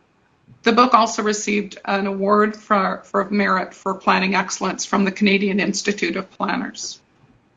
As part of the project, we've also deposited over 75 images with the Toronto Archives. So those will be there in perpetuity for future research and understanding about this parkland system in Toronto. Next slide, please. Jane, I think we'll have to wrap it up in just a couple of minutes so we can... The project plays an important role in shaping public awareness and attitudes towards parklands in Toronto. It creates understanding about an amorphous geography, what it looks like, where it's located, and why it's important. It captures the beauty and scale of these places. And people respond to beauty. They want to protect what they find beautiful. And it creates a common language that helps everybody understand and helps the city communicate about these important places. Next slide, please. It's also helped to support major strategic initiatives such as the Ravine Strategy and the Toronto Biodiversity Strategy. It's hard to infer cause and effect, but when the Ravine Strategy implementation plan went to our Parks and Environment Committee in January 2020, deputant after deputant urged the committee to endorse the staff recommendations to provide additional funding for the ravines. And the ravines are where most of the natural parklands are located. Next slide, please. At the national and international levels, this project contributes by increasing awareness about the value of these places. It also challenges our conception that large cities are concrete jungles. A survey of America's largest cities found that over that more than half of the parkland systems in these cities are natural parklands. And of the 10 largest cities in the US, all of them except Chicago contain parkland systems that are over 50% natural. So this has important implications for the future of parklands and for the future of our cities. The fact that cities are repositories of these areas is very significant as we face climate change, and also today, particularly as we're dealing with a situation like COVID-19, where people need to get out into the parkland system to get outdoors and enjoy nature. So the Enduring Wilderness Project helps us to do all of these things. And I've just got, if you, next slide, please, if there's, if people need more information, they can go back to this slide and look up these links. Next slide, please. Thank you. Okay, thank you so much, Jane. I would now like to pass the mic over to Pamela Matheru. Pamela, if you can request the mic. So Pamela is going to present quite a different approach. Pamela is an artist who's been working in, I guess, what I would call policy adjacent ways for 30 years as an artist and educator. Might have to get Jane, maybe if you can hop off the call and I'll let Pamela on. We only have so many speakers in a moment.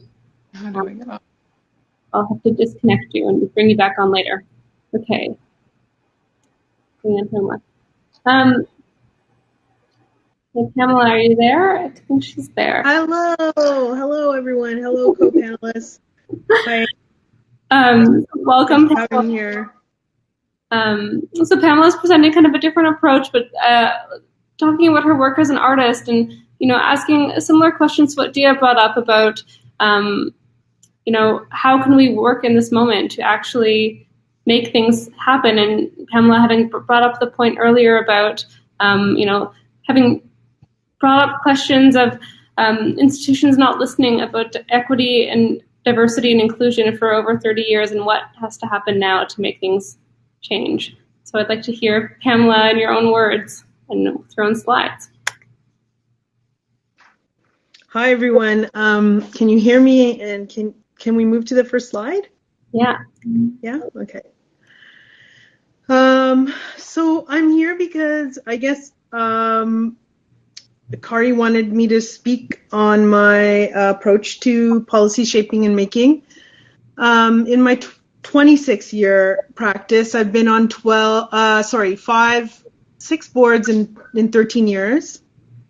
And when I got offered my first solo show in Toronto, where I've been working for 26 years, 25 at the time, I could not understand why I was well employed in terms of my racialized, assumed femme labor, but I couldn't never be good enough to get a show in my own city. So I thought something's not adding up. Oh, Dia, I see you laughing, but something's not adding up here. And I was doing some real meta reflections around that. We're often the stereotype of the artist is we're lazy and, down at the heels or starving or all of those kind of things. But it's the sick artist, the starving artist, the homeless artist, the poor artist, right? I'm using some of the stereotypical things. But what about the artist who's an activist, the creative, the generative artist, the movement-based artist, the relational artist, the ritual and the cyclical artist, and also how we have contemplated practices that are part and parcel of who we are. So yeah, we do have this stereotype that makes us somehow glorify the hedonistic artist, but there are artists who have very deeply contemplated practices, and we don't hear about those artists, right? So my reflection in this show, as I was mentioning, came out of some found objects that were discarded from a major museum, public museum in Toronto, the Art Gallery of York University. The Art Gallery of Ontario. Whoops! And I found these tapes, these videotapes, 14 years ago, and I've done nothing with them until this show that you're looking at an image of, and they're labeled Identity in a Foreign Place, It was an auxiliary program, a literary program, and they're labeled masters and original. That's NTC High 8 tapes that I found in a garbage place, like a refuse place. So I've been hanging on to them for this long because I thought one day, the proverbial one day I will get a show. One day someone will offer me a show. One day I'll get to do a project. One day I'll be an artist in residence. None of those days came until 2016. I was offered my first solo show in Toronto. But the thing is, if you know me and if you understand my practice, it's very much not silo-based in the way I practice as an artist. In fact, all of my artistry in Toronto has been through group work. So what I mean by that, it's dialogical, it's really based in reciprocal relational work, whether it's with a community of artists or a group of artists or with non-artist community members. And what I mean by that is what is community? So is it really like interrelationality of being an artist, or is it a geographic-based, community-based identity, or is it a career-based identity, class-based identity? So I've tried to really instigate what that means around that. When I also found these tapes, I went back to the AGO Library and Archives once I was preparing for the show. I had no clue what this show would end up looking like. And I asked a few questions to the Library and Archives. And they said, yeah, this event happened, but we don't have any documentation. And I just kind of smiled at the librarian and the archivist. I said, oh, really? Can you check your database? Are you sure you don't have anything there? And they did not find any official documentation because I had it. I slapped it down on the table and I go, here you go. Here's the tapes from this event. And they're like, what? And what that ended up doing was opening a whole can of worms. And it led me to understand that this auxiliary program that was co-produced by the Goethe Institute in Toronto and the AGO, who wanted to hold a literary symposium called Identity in Foreign Place, to also have parallel public programming for the Perspectives 93 show, which was a series the same year as the Whitney Biennial, the infamous Whitney Biennial of 1993. So Toronto must have wanted to do something about identity, quote unquote, or the AGO must have wanted to do something looking at identity, because that show specifically looks at identity. The curator at the time, Michelle Thériault, she invited, I believe she was an assistant curator at the AGO, she invited Mike Alexier and Lanny Maestro, Filipino-Canadian artist, who does not live here anymore. And I'll tell you why. I don't know the full reason, but it could be that one of the 4 reviews that came out around this show, Perspectives 93, everybody got that it was about identity, but unfortunately there was one critic who could, like, if he was alive today, he was known to make or break your career, and his name was John Bentley Mays. And you either are a loving fan of his or not, as critics are, right? But I really wanted to instigate why, or investigate why is it that we all point fingers at the institutions around equity, inclusion, and diversity, like the holes and the gaps in the understanding around it, and the gatekeeping that goes along with it. But what about the critic? The critic is very instrumental in our season system around how they perpetuate problematic hierarchies in the art world. And I say this because, I'm thinking of someone like Bill T. Jones, who did a beautiful dance piece, but was torn down by an infamous dance critic in New York at the time in 94, 95. I believe, and that was very detrimental to his career, and many, many other racialized queer trans artists, HIV positive, folks who live with disabilities, invisible, and they just did not understand, why reviewers didn't understand how to review their work.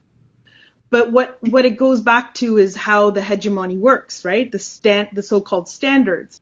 Anyways, back to the tapes. The institution did not have these tapes. I had them. And then I ended up digitizing them and giving them a copy of their own material. And I still have possession of these tapes, but I will put them back in the archive. I think there should be a parade or something that day at the AGO. No, I'm joking.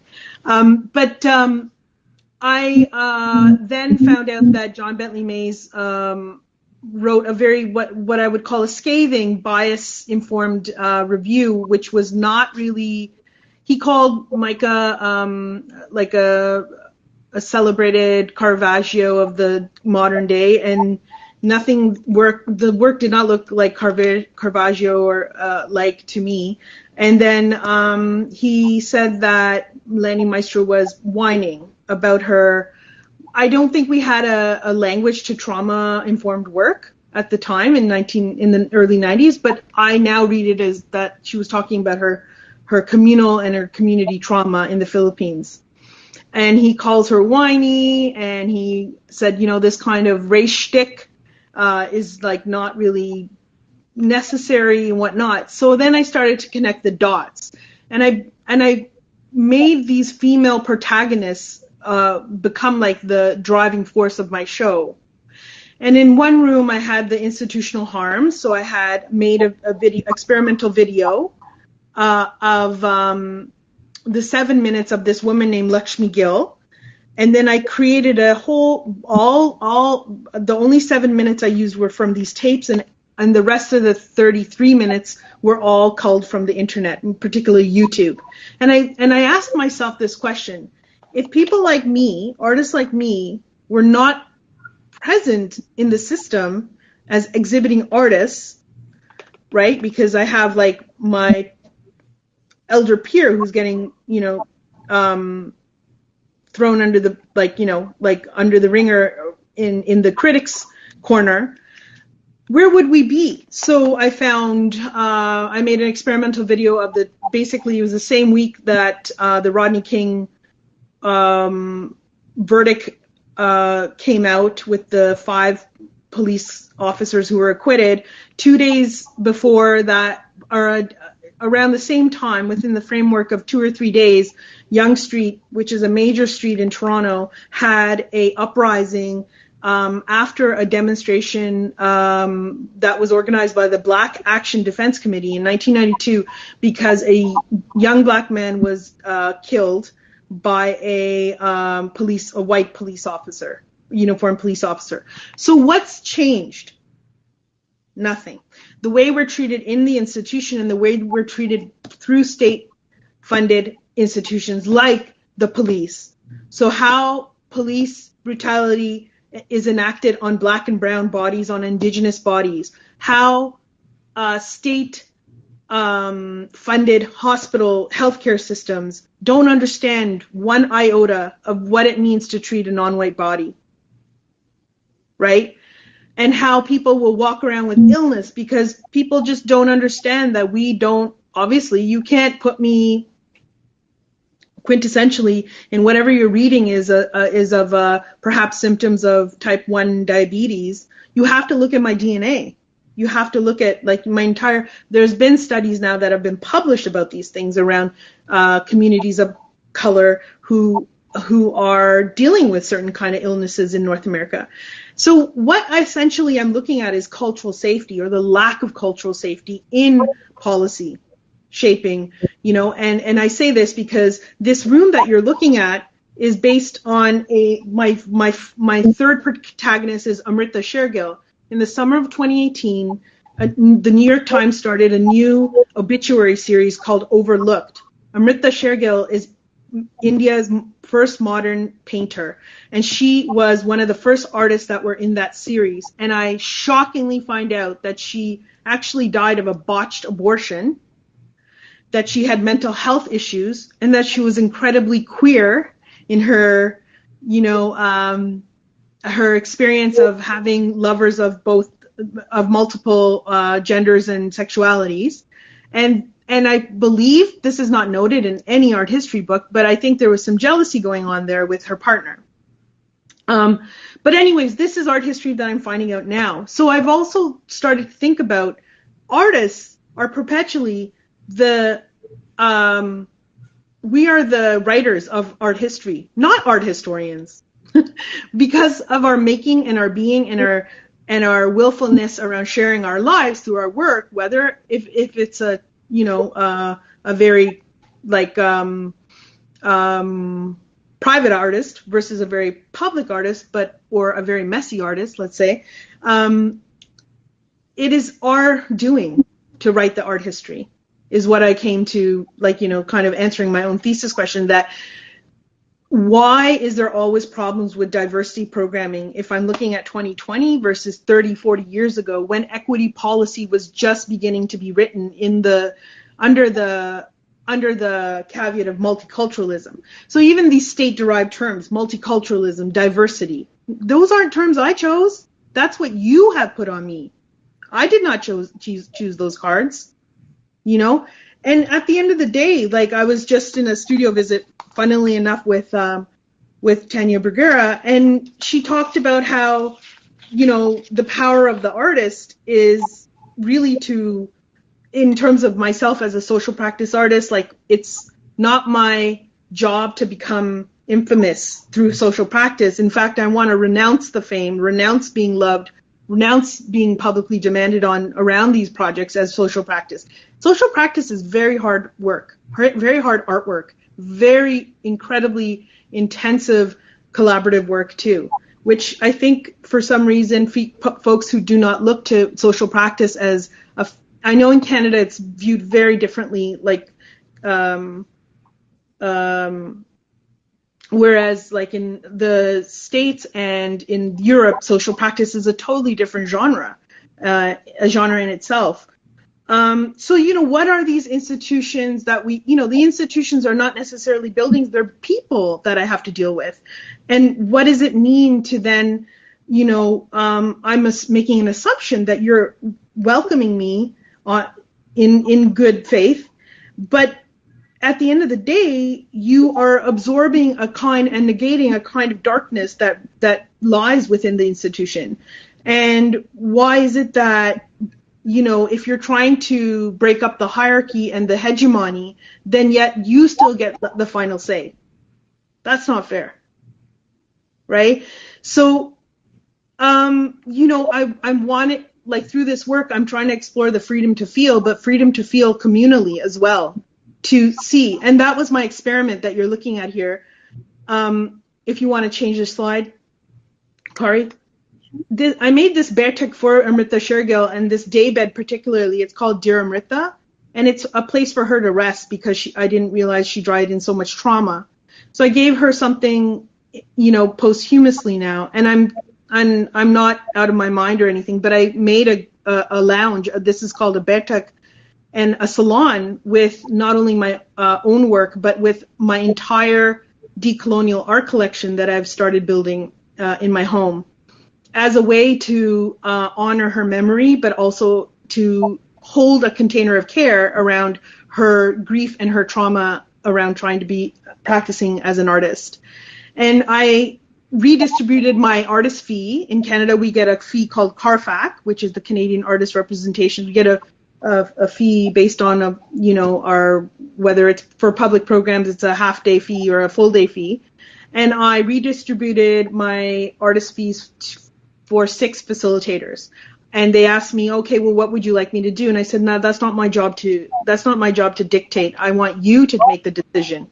Because I think another thing is, for me as a BIPOC artist, and if anybody who does not understand the acronym Black, Indigenous, Person of Color artist, or queer trans, or woman, feminist, whatever you want to identify with me on, it's one thing to educate and agitate, but to organize sometimes in these spaces is very, very difficult work.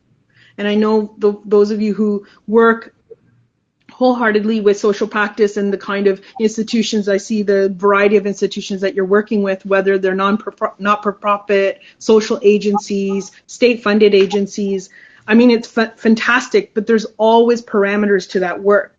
So what would it mean if I invited people and gave them agency and permission to think and share space?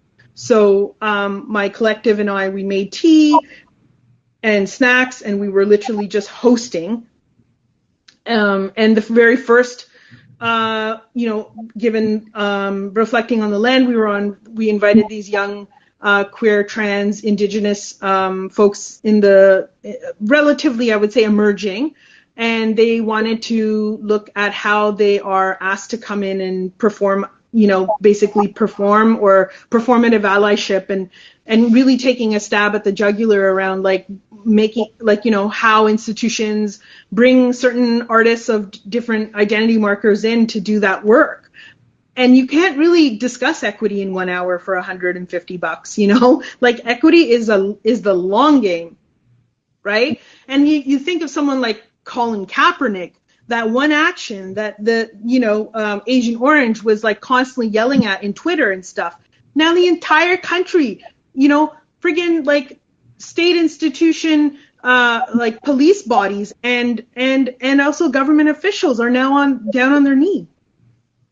And yet we were just yelling at the poor guy how many years ago when he started doing that. But that's the thing. Social change is so slow. It's not a very fast process. Social change is an incredibly slow and arduous process. Pamela, I really hate to interrupt you, but we're going to have to wrap it up in just a minute. That's it. That's the point I want to end on. It's a great point to end on. I want to make sure we have time for Brian. And I think it's actually a really nice segue to Brian talking about organizational structures in Vancouver.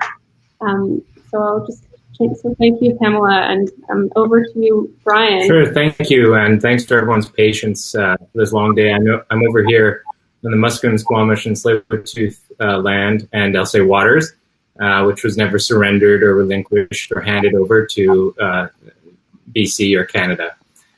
So thanks for having me. So I'm going to speak a little bit today about the cultural sector, less about specific artworks, and a little bit more about the organization I've been working with and the kind of regulatory environment here in Vancouver. So I work for a nonprofit organization called 221A. It was initially founded sort of around the same time as Mare Liberum in 2005. Our first kind of preoccupation was about this relationship between art and design. And I'll say, as a designer myself, we were jealous of the artists. We were stuck doing 3D models of refrigerator parts and manipulating sort of these PowerPoint presentations to try to impress Lululemon to hopefully hire us. And we saw these, on the other side, artists involved with cultural theory and actually having a kind of history of a state-run kind of process of self-management, or autogestion here, called artist-run centers. Yet artists were also in need of borrowing some of the more collaborative, everyday, and technological models of cultural production present in design. But our current mission, 15 years later, has transitioned from, to working with artists and designers to research and develop social, cultural, and ecological infrastructure. So we believe that cultural organizations must act infrastructurally to lift the wages of workers, but also to better respond to a warming planet, to colonialism and the growth of Indigenous self-determination, and to some of these impacts of the housing crisis that we see here in Vancouver, and I'm sure is also across Canada, especially in urbanized environments. We also see the failures of white leadership in working to end racism, and we see large-scale technological changes. So here in Canada, the cultural sector has a lot of work to do in terms of infrastructure. When I was thinking about the role of artists in influencing policy, I can't say that we, 221A, has been super successful in changing policy, but we have imagined that policy to some degree is limited by existing infrastructure. That infrastructure locks our society into specific social norms and situations. And I think of the Site C Dam over here or the Trans Mountain Pipeline as projects that span political kind of arenas and that we're sort of locked into regardless of the kind of change that happens in front of us. So some of the areas we've encountered policy is with funding from arts councils.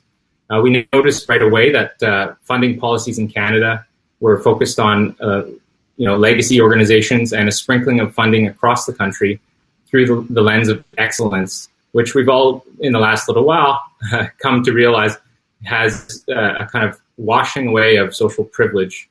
Secondly, we got involved a little bit in charitable tax policy. And this was the push of the Canadian government in the 90s to really incentivize cultural institutions to get donors. What we learned is that the work we're doing was considered too cerebral, and it really kind of pushed us to focus on decorative arts, or if we had enough social capital to really capture private donors. But today I wanted to talk about a different type of policy, and it's the sort of answers to the name of this presentation. I'll definitely stick within my 10 minutes so we can get to questions, but which is about developer-led cultural space policies. And basically, I think developers who are regulated by the city as a form of taxation to provide community amenities such as cultural spaces have failed us. And I think public-private partnerships are something that need to be questioned. They're actually, I think, doomed because the master plan buildings are not only very ugly in a kind of unappealing sense, but I'm kind of twisting the word a bit and saying it's ugly in terms of its social erasure of history, its gentrification of people, and through what I would call an infrastructural kind of defuturing of the city into a more monocultural place. So it's actually robbed us of our future of what that site might potentially be. So I want to imagine a future of art venues that places not just sort of artwork as these sensory depictions of types of pain in our society, of colonialism, racism, and poverty, but also towards building better democracy. So my provocative suggestion is that the Vancouver Art Gallery out here, which is involved in a triple-digit $1 million campaign to build a building, should consider putting social housing and an Indigenous language school within their institution as a core feature. We can go to the next slide. So I wanted to tell you a little bit more about 221A. As I mentioned, we were founded through a tradition of kind of self-management or autogestion that's said to offer a higher amount of political agency to artists. Yet we also struggled with the resource scarcity. We turned towards a hybrid of sort of revenue generation and government funding to find success. You know, it was in 2008 and 2009, we moved into our first property, which is there at 221 East Georgia Street in Chinatown, Vancouver. This here is a map of the properties that 221A has under leasehold. It was during the economic... Did somebody interrupt me? No, sorry. It was during the economic crisis that we realized that government wasn't offering funding, and actually private actors were also not offering funding. And so we modeled ourselves off of a similar situation to other artist-run centers where you have artist studios sort of in the back of a storefront property, augmenting the cost of a gallery space. And we thought we could operate in that self-contained manner until we realized about the nature of resources. Across from our original location was 222 East Georgia Street, and the owner of that former business in Chinatown suggested we take over their lease and use their space for an artist studio property, and in exchange sort of use our first property as a gallery space to itself. So it started to build a little bit from there, where we went from being a space of self-management to one embedded a little bit further into the urban kind of environment. I have a personal history in Chinatown, so there's also a great deal of learning about kind of existing buildings, and this is where it gets to infrastructure, that there's over 24 buildings owned by nonprofit organizations in Chinatown that actually hold down the kind of the tidal wave of gentrification that would have happened many years ago.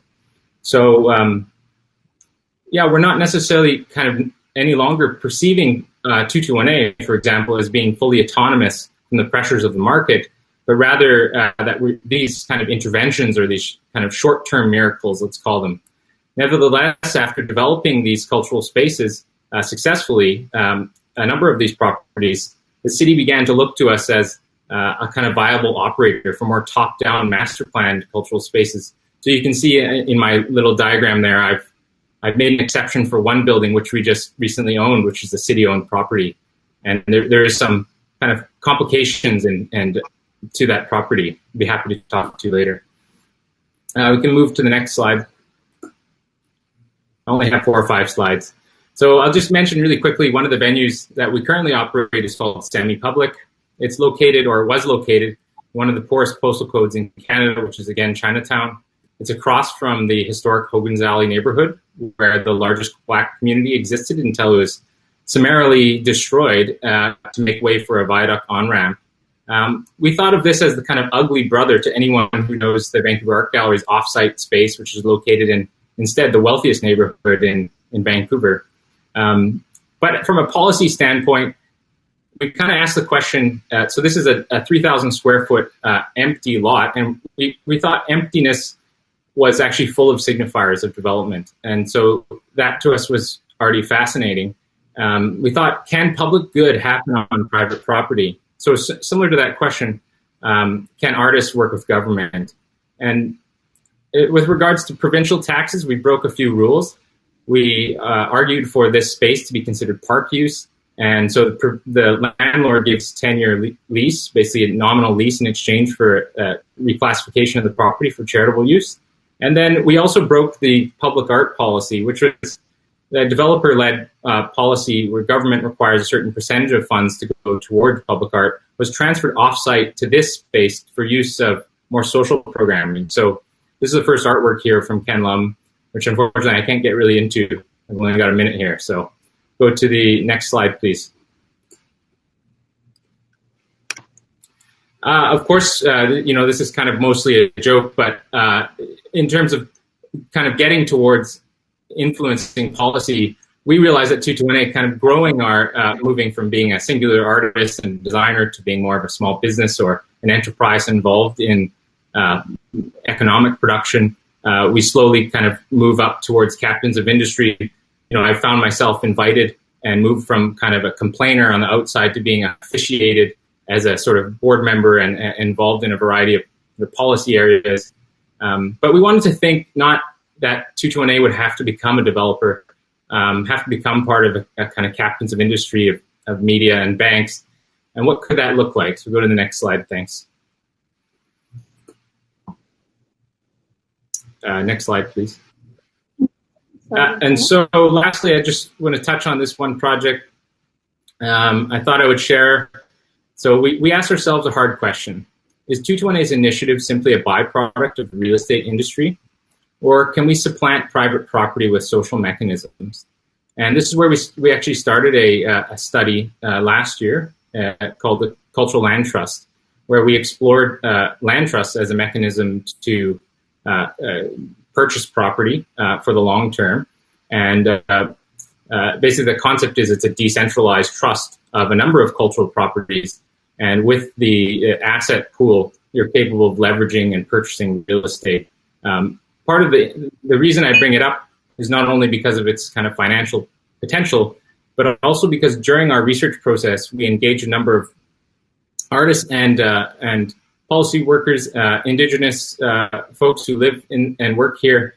And we came up with a few ideas that we think would shape policy here in Vancouver. And at the same time, the city was doing their 10-year cultural policy. And so they actually asked me to squeak this cultural land trust idea into their policy. And so now it's been actually put into the city of Vancouver's 10-year cultural plan to create a land trust with the concept of an $80 to $120 million trust over the first 10 years and over 30 years having 30 properties by 2050. But the pieces that I find fascinating is not just securing kind of these historic properties that are used for cultural space, but also pushing our sector towards equity and also recognizing Indigenous sovereignty. And so the ideas we came up with is not offering space for free to Indigenous people, for example. That was one suggestion.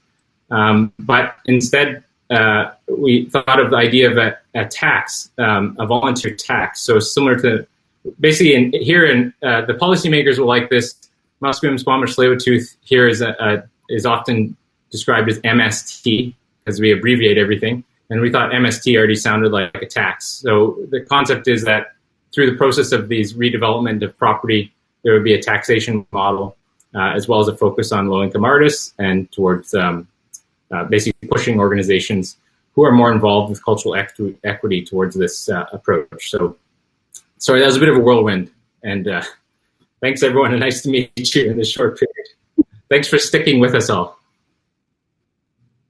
Thank you, Brian. Thank you, everyone. So we have obviously gone very over time. I mean, I think it was amazing to hear all of your perspectives, and we wanted to let you speak and hear these different kind of case studies of how you engage with policy. So I know that the talk is technically over, and some audience members might leave, and maybe some of you speakers will need to leave as well. But if you can stay a little bit longer if you would like to, then I think we can maybe try to ask a few of the kind of key questions that have come out of this. And there are many, many, many questions. And I do want to remind any audience members to input into the document that Dylan has shared, and to send an email to Mare Liberum, because the next step of this will be the white paper workshop that the artists are hosting, and that will be a real opportunity for dialogue and discussion that we may not have time to really get into here. So please get in touch if you want to stay involved in the conversation and think through some of those questions.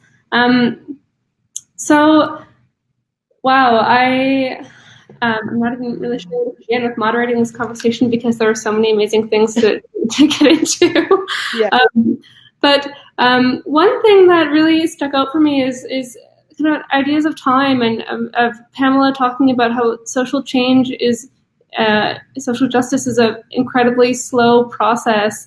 And that made me think as well about Carolyn's work with the Mississaugas and with the Moccasin Identifier project, of this being, now on year 9 of this project, and only just beginning. And I wanted to maybe ask Carolyn if you want to maybe answer the first question about how you conceived of this project as an ongoing project that kind of brings art to the fore, visualizing cultural markers being an important part of bringing these stories to the fore, and how you chose to do that, and where you hope to see it go.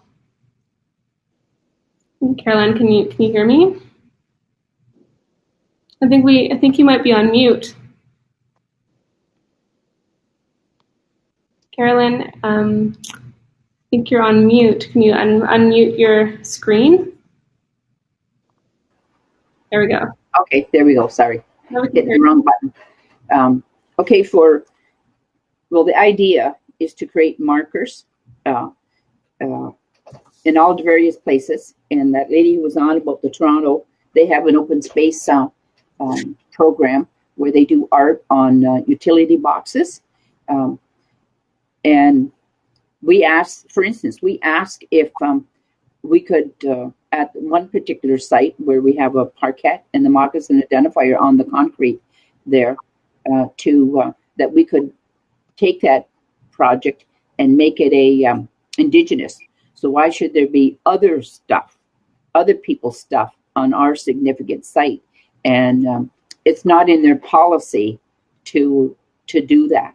So as we move along here, we want to, we asked for that policy to be changed. And I might add that going to the official plan meetings, that for the City of Toronto, our Moccasin Identifier project is listed inside of the official plan under cultural views, and that I think we could be in more places in their policy, and we're working with the city and assisting the city when they ask how we can do more stuff.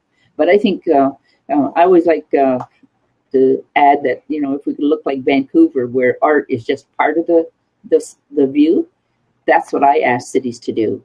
Why aren't our artists included in when you're doing different programs? And it's slowly happening, but as I mentioned, it's a slow process. That I think that are getting into the schools and getting our program recognized by the institutional system as something that anybody and everybody can do, I think will change the future. And as we move forward to ask, I guess, is all we're doing right now, ask institutions, even right down to, for us to, a municipality has to change their policy about putting the Moccasin Identifier on the public street. I'm already known as a tag artist because I went out and painted on the public street and got a little talking to by the City of Toronto on that. But, when I told the Mayor John Torrey, I said, you know what? He goes, that's a great idea. I said, you know what? Your people had a little trouble, and they give me a talking to this morning. You know, the mayor pulls out his business card. He goes, Carolyn, you can paint anywhere in my city. And he said, anybody gives you trouble, you just tell them to call me. So I have, you know, John Tory's verbal, and our chief goes out and he talks too about, you know, making it policy that our First Nations, the ones who settled in the Toronto area, us for sure, the Huron-Wendat and the Seneca in the portions, why couldn't we be part of the picture? And so now I have another mayor from out toward London. He heard me make the presentation, and I have his card that says, Carolyn can paint anywhere in our area. Amazing. I think we might have lost Carolyn, but right on that amazing note. The one thing Carolyn just mentioned as she was speaking was why can't we have artists embedded throughout the city? And that really reminded me of Dia's work and Dia, the residency program that you began in New York. And I wanted to hear you speak, if you could, about the process of establishing that and the idea of trying to create a common language with kind of policymakers and government to embed artists in these departments, and how, you know, what are some strategies to make that successful? Sure. I think the biggest surprise for us when we were starting the program was how little convincing we had to do to other city agencies and policymakers. It seemed like people were really hungry for alternatives and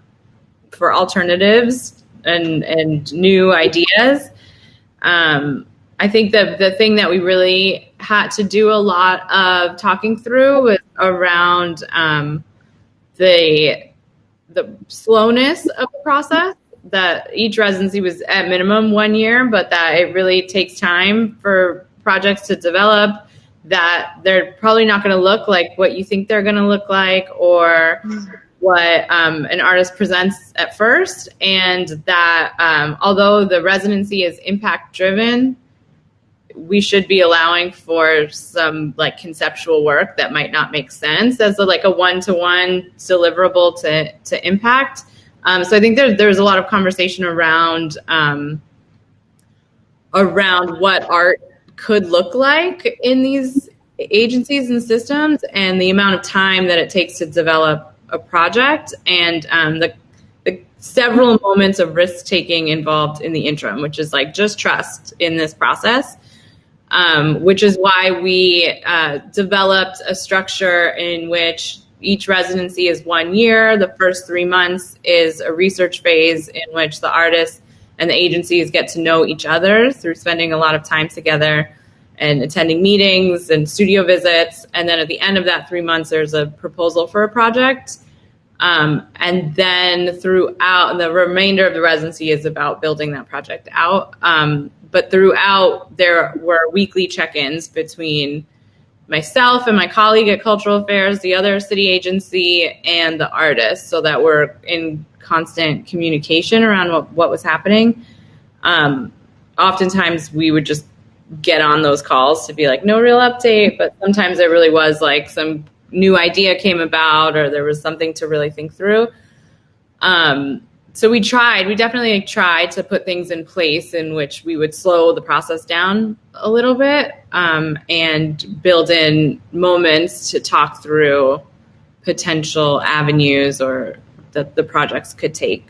But in terms of getting it started, I was actually quite surprised. People were really interested in working with artists and bringing artists in, which I think is, on one hand, amazing and speaks to the fact that there are a lot of people working in city government right now in New York that come from a lot of different backgrounds. There's a lot of arts administrators working for city government. There's a lot of artists working for city government. There's a lot of people from different spaces, a lot of advocates and activists. It also speaks to a little bit of what I heard from Brian around like art washing, and thinking through why people are so interested and eager to bring artists in, and what that, I think more conversation around that is important also. Yeah, I think that's a really important point about something you brought up earlier of what bringing artists in when you don't know what the outcome is going to be.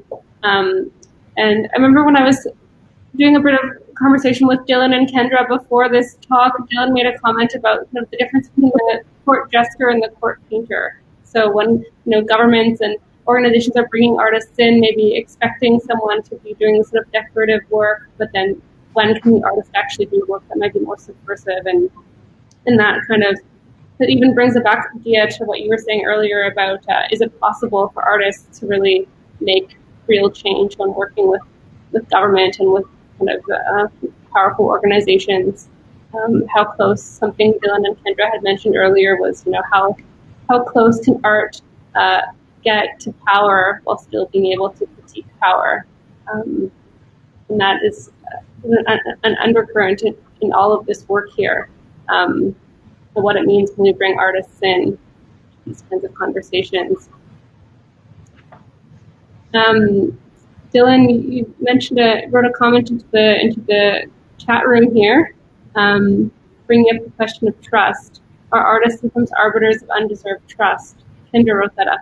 Sorry, I can't tell which one of you it's coming from. Are artists sometimes arbiters of undeserved trust? It goes back to the question of abolition versus reform and whether or not engagement with government is ever a total good. Yeah. Yeah, I was really thinking here of Dia's example with Tanya Bergera, and when you're trying to establish trust, when you can't necessarily promise how the outcomes of your project will be utilized for or against the communities that you are really aiming to serve, or, are mobilizing, but really want to enter into in order to secure a larger public good. But not being, we were talking again about ideas of proximity to power. And since you're ultimately not the person making the decisions, even if you are someone who's supporting an open, democratic decision-making process, just what does it mean to be that go-between? I think it's a very compelling but potentially very dangerous role to play. And I think that all artists who do this kind of work feel that pressure. So I thought that was really, I appreciated that you brought that up, Dia. And I feel like it was also a subtext in a lot of the conversations we've had today, but especially in Pamela's and also Brian's, in almost a totally different direction. But just quickly to say, wow, oh my gosh, I loved hearing from all of you. Thank you so much. Yeah, I was thinking about Pamela too, and Pamela, I wrote down what you said of artists not having the full say, that inviting artists in, but with caveats, and how that can really apply to any kinds of art and organizational art and policy collaborations, whether it be through public art, through government agencies, or even just in art organizations, which we want to assume are already in service of artists, that can come with these. Yeah, I think that really, can everybody hear me? Yeah. Okay, I think that really goes with part and parcel with the institution. And when I was saying that when I talk to artists about who want to engage or perhaps moonlight with social practice, and I'm like, look, like this is not work for like any kind of image-based status. Like, this is about the struggle, and these projects, there's no breaks. Often for a social practice artist, they're absorbing all of the needs of the others, and with that being said, one has to really consider their self-preservation, especially when dealing with institutions, especially when dealing with funding bodies or potential private entities. I have also seen that really burn artists in Toronto when they've tried to make public-private partnerships, and how private entities, if their needs are not met on a corporate level, like they just pull out. And it's really upsetting. Like, it's a relationship you have to have, right? So, yeah. And then I truly feel like, yeah, this is what the institutions are good at in terms of absorbing certain kinds of decision-making modalities and strategies that artists don't necessarily. I can't roll out of bed and have that kind of freedom. I have to work through people who are tied to certain institutions and definitely funders. So making the space is one thing, but maintaining the space is really difficult work for the individual artist, for the social practice artist, or the social practitioner. Chloe has put a comment in here. It's important for municipalities to not assess artist projects through a risk assessment lens like they do with other projects. And I think that that's also a really important thing to bring up, of these different criteria through which people think. Artists think really differently from municipalities. And I mean, we're accustomed to considering risk in our work more often than an institution is, right? So one party is risk averse and one is not. Yeah. That brings me back to the question of evaluation and outcomes. There had been an audience comment about that kind of earlier on when Dia was speaking. And I think whoever had asked the question was particularly interested in kind of the evaluation methods for the artist in residency program. And so, Dia, you can answer that. I think, I would love to hear also Mare Liberum, Sunita, Kendra, and Dylan speak a little bit about outcomes from some of your projects and whether those, especially some of the longer term projects that you've taken on, and whether those outcomes were what you expected. Mm-hmm. I can let you all answer that, actually. We did internal evaluations with a blade of grass that did these kind of ethnographic documentation of the projects, or more narrative long form, but they were really internal. They were really internal, and they helped us grow the program, and less so documented direct impact on communities, which I'm not sure I have the right language for that in terms of art projects, and I have a lot of questions around what metrics to be used and how. But I'll let others speak to that. Sunita, did you want to say anything about that or answer that? Or? I mean, I'm thinking a lot about the length of time it takes to do this kind of work, which has been brought up a couple times. And I mean, the outcomes are not what I guess there are large and small outcomes. The outcomes are not what we set out to do, in the sense that, like, climate change is not over, and everyone in the city doesn't have access to our urban waterways. In the immediate sense, I think in the experiential aspect of our work, it gets evaluated very much in the moment. I don't know, Dylan, do you have more to add?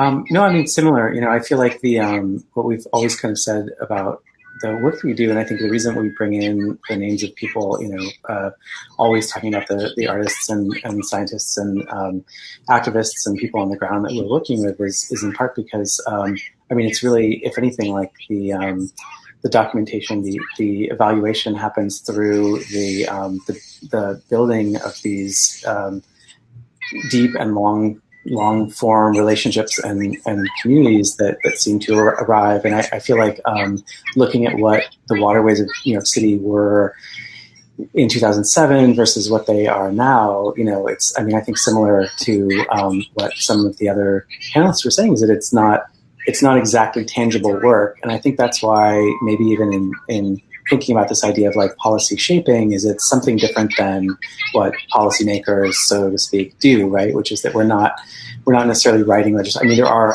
artists who wear that hat and take on that role of actually writing policy or becoming lobbyists or the question about when does your work actually become the work of a nonprofit, when are you no longer doing an artist project, but all of a sudden you're a 501c3, or may as well be, right? And I feel like that there's something in the work that we do that's actually, it's part of this kind of community that's been driving change around the ways that the waterways in New York and in other places that we worked have been perceived, and that kind of work around perception and understanding, and then I think also so that's a way of saying, like, it can't be quantified in ways that I feel like governments and nonprofits are expected to kind of measure, quantitatively and evaluate the good or the impact, and yet you feel the kind of resonances of these projects, right? So that's where I think we're kind of working in this kind of other dimension around the question of policy, and I think maybe part of our idea for this white paper is to also kind of reframe what we think policy is. Like, what is our definition? What is our working definition as as artists? And then where the overlaps and crossovers to, say, the work that someone like Jane is doing. So in a long-winded way, yeah. Thank you, Dylan. There's another question from Vanessa in the audience. In what ways might it be possible for artists to work with private entities where harm can be reduced and not perpetuated? Is it even possible given the inherent structure of corporate interests in the arts? I wonder if maybe Pamela or Brian might be able to answer that one. Maybe Brian, because I don't really deal with corporations. Brian, I think you've ended up in a particular role as often the middle person between corporations and artists, which is Sorry. Yeah, I would say I don't, because of the policy around artistic excellence as the kind of core feature of how funding is distributed. Often they're not focused on actually the life of artists. They're focused on the impact or the outcome being on sort of the art object. And I think, so focusing, to kind of get around to your answer, yes, I think artists should work with private entities. But what I think is they should also be interested in artists and their livelihood. How much money did you pay artists? How many artists were BIPOC? And were they low income? I think that's really critical. If they're high income earners and they're white people and they already have social privilege, then redistributing tax dollars to me has some ethical problems. So I guess I would just say I appreciate the fact that the private sector has actually been a more welcome place for people of color to create restaurants, to create culture in ways that state-funded art institutions haven't been. But what I would say is that ownership of that culture should be in the hands of those artists and, let's just say, community, such that it's not corporate interests who are sort of, what was the phrase, you sort of bring in a kind of a court jester to temporarily supplant something to absolve them of their kind of moral responsibilities. Thank you, Ryan. It's very well said. I want to bring Jane back into the conversation because, it's limitation on the numbers of speakers that we can have visible. We can't see Jane right now, but I hope that she's still out there. And Jane isn't per se working for a corporate or private entity, but is representing the government. And Jane, I would love to hear from you. Speak a little bit more about. I'll have to maybe boot Pamela off for a minute, and then I can bring you back. Okay, there we go. Jane, I would love to hear you speak a little bit about the process of bringing artists into your work from a city perspective and what barriers might be. Oh, sure. I was lucky with this particular project because the director responsible for the work program understood the value of bringing artists in and understood that what we were trying to do when you're trying to change people's attitudes and perceptions and it's you can't just tell them, it's they have to feel it. And I think artists help you feel something and really understand things deeper and why they're important. So he understood that and allowed the project to go ahead. But I think it's really challenging within municipal government in particular right now because that we're so tight with funding, and with this COVID thing, it's going to be even worse. Although I think that what artists can bring to the table is so important that they should be funded, especially at a time like this when we need to engage more people in the conversation and we need to reach more people. So I think it's really important to help decision makers in government understand what the value of the art, of the role of the artist is, because I think a lot of them have trouble understanding that. So anything you can do to help with that understanding and why a municipal government should invest in artists. Like, I mean, we do require public art. That's part of, development applications are required to provide public art. But as part of how we do our work, I think we could just do our work so much better, reach so many more people if we engaged artists in that process. I think that it has to do, the processes work in mysterious ways, and I think that, there's many artists who I think may not even know where to begin to enter into these conversations around policy, and then it really then is up to governments, corporations to then find ways of making sure that they're bringing artists in. And I wanted to ask one more question directed to Brian that you hadn't brought up earlier, but Brian, you sat on the, I'm not going to get the name right, but you sat on the City of Vancouver's Arts and Culture Policy Council, something to that effect. And you mentioned to me when we spoke that this was the first time you've sat on kind of a strategy policy panel that was entirely made up or not entirely, but mostly made up of BIPOC artists and curators and thinkers, and how much of a difference that made. And I was wondering if you could speak a little bit about how those conversations are going in Vancouver. How is policy being shaped in relation to arts and culture kind of writ large? And if you're seeing shifts in that area in the moment. Yeah, well, the Arts and Culture Policy Council wasn't the committee I was telling you about. It was the external advisory committee for a culture plan, the 10-year cultural plan, which was the first time I sat in a room with like two white people. I don't know, it was really weird. The planners are mostly white, but I was just impressed by their willingness to engage with us. They actually hired Indigenous, basically long-term employees who represented Musqueam, Squamish, and Tsleil-Waututh relationships. They took into consideration people's pronouns when we spoke to each other. They did a whole bunch of things that just during the process itself was quite helpful and built some trust. They didn't pay people, which made it so a bunch of the people who don't have salary positions left. But the 10-year cultural plan that came out of it was called Culture Shift. And I spoke at council for the first time in a positive way. I've never spoken positively. I only complain. So I even said to the councillors, like, I'm here actually because my colleagues did a good job, and I feel bad for them because they actually listened to us. So I would say that plan, it had a lot of power to it. But of course, with COVID, the increases that were proposed have sort of diminished, and so there's some questions about where that will head. But I would encourage everyone to go. It's like a 350-page document. It's kind of excessive, but it's called Culture Shift. It's a 10-year culture plan from the city. And I do think they coordinated some discussions with the City of Toronto.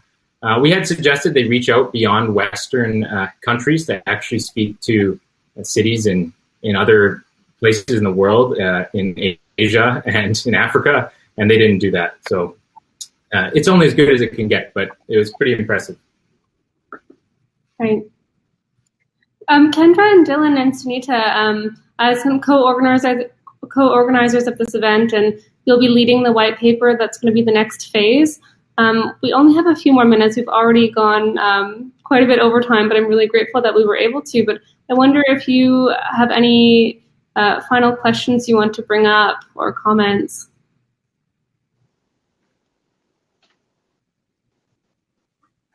I feel like we kind of knew this from the get-go. We talked about this as an opening rather than a closing in terms of the number of questions that we'd put forward and the number of answers that we'd actually arrive at.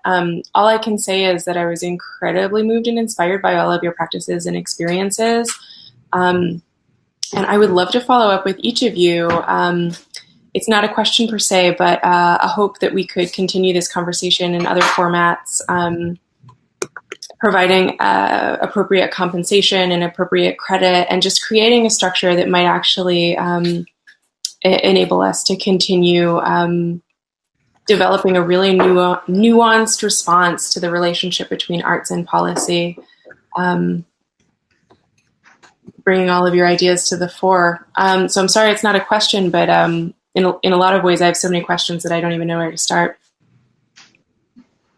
Oh, no. Yeah. Yeah, our kid is asking for dinner too. I guess I should say that. Full disclosure.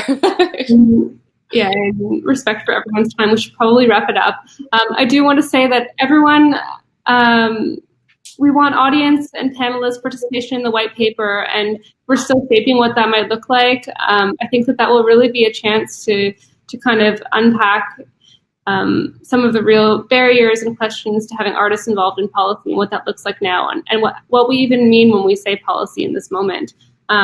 We hope that we can really have a much more candid conversation around that and make some real connections through the white paper process. So anyone out there in the audience who's listening, please do get in touch via the email that was circulated earlier. And to all the panelists, we'll be in touch anyway. So I think with that, I will extend one final thank you to everyone. This was really an amazing conversation, and we're really excited to see where it goes next.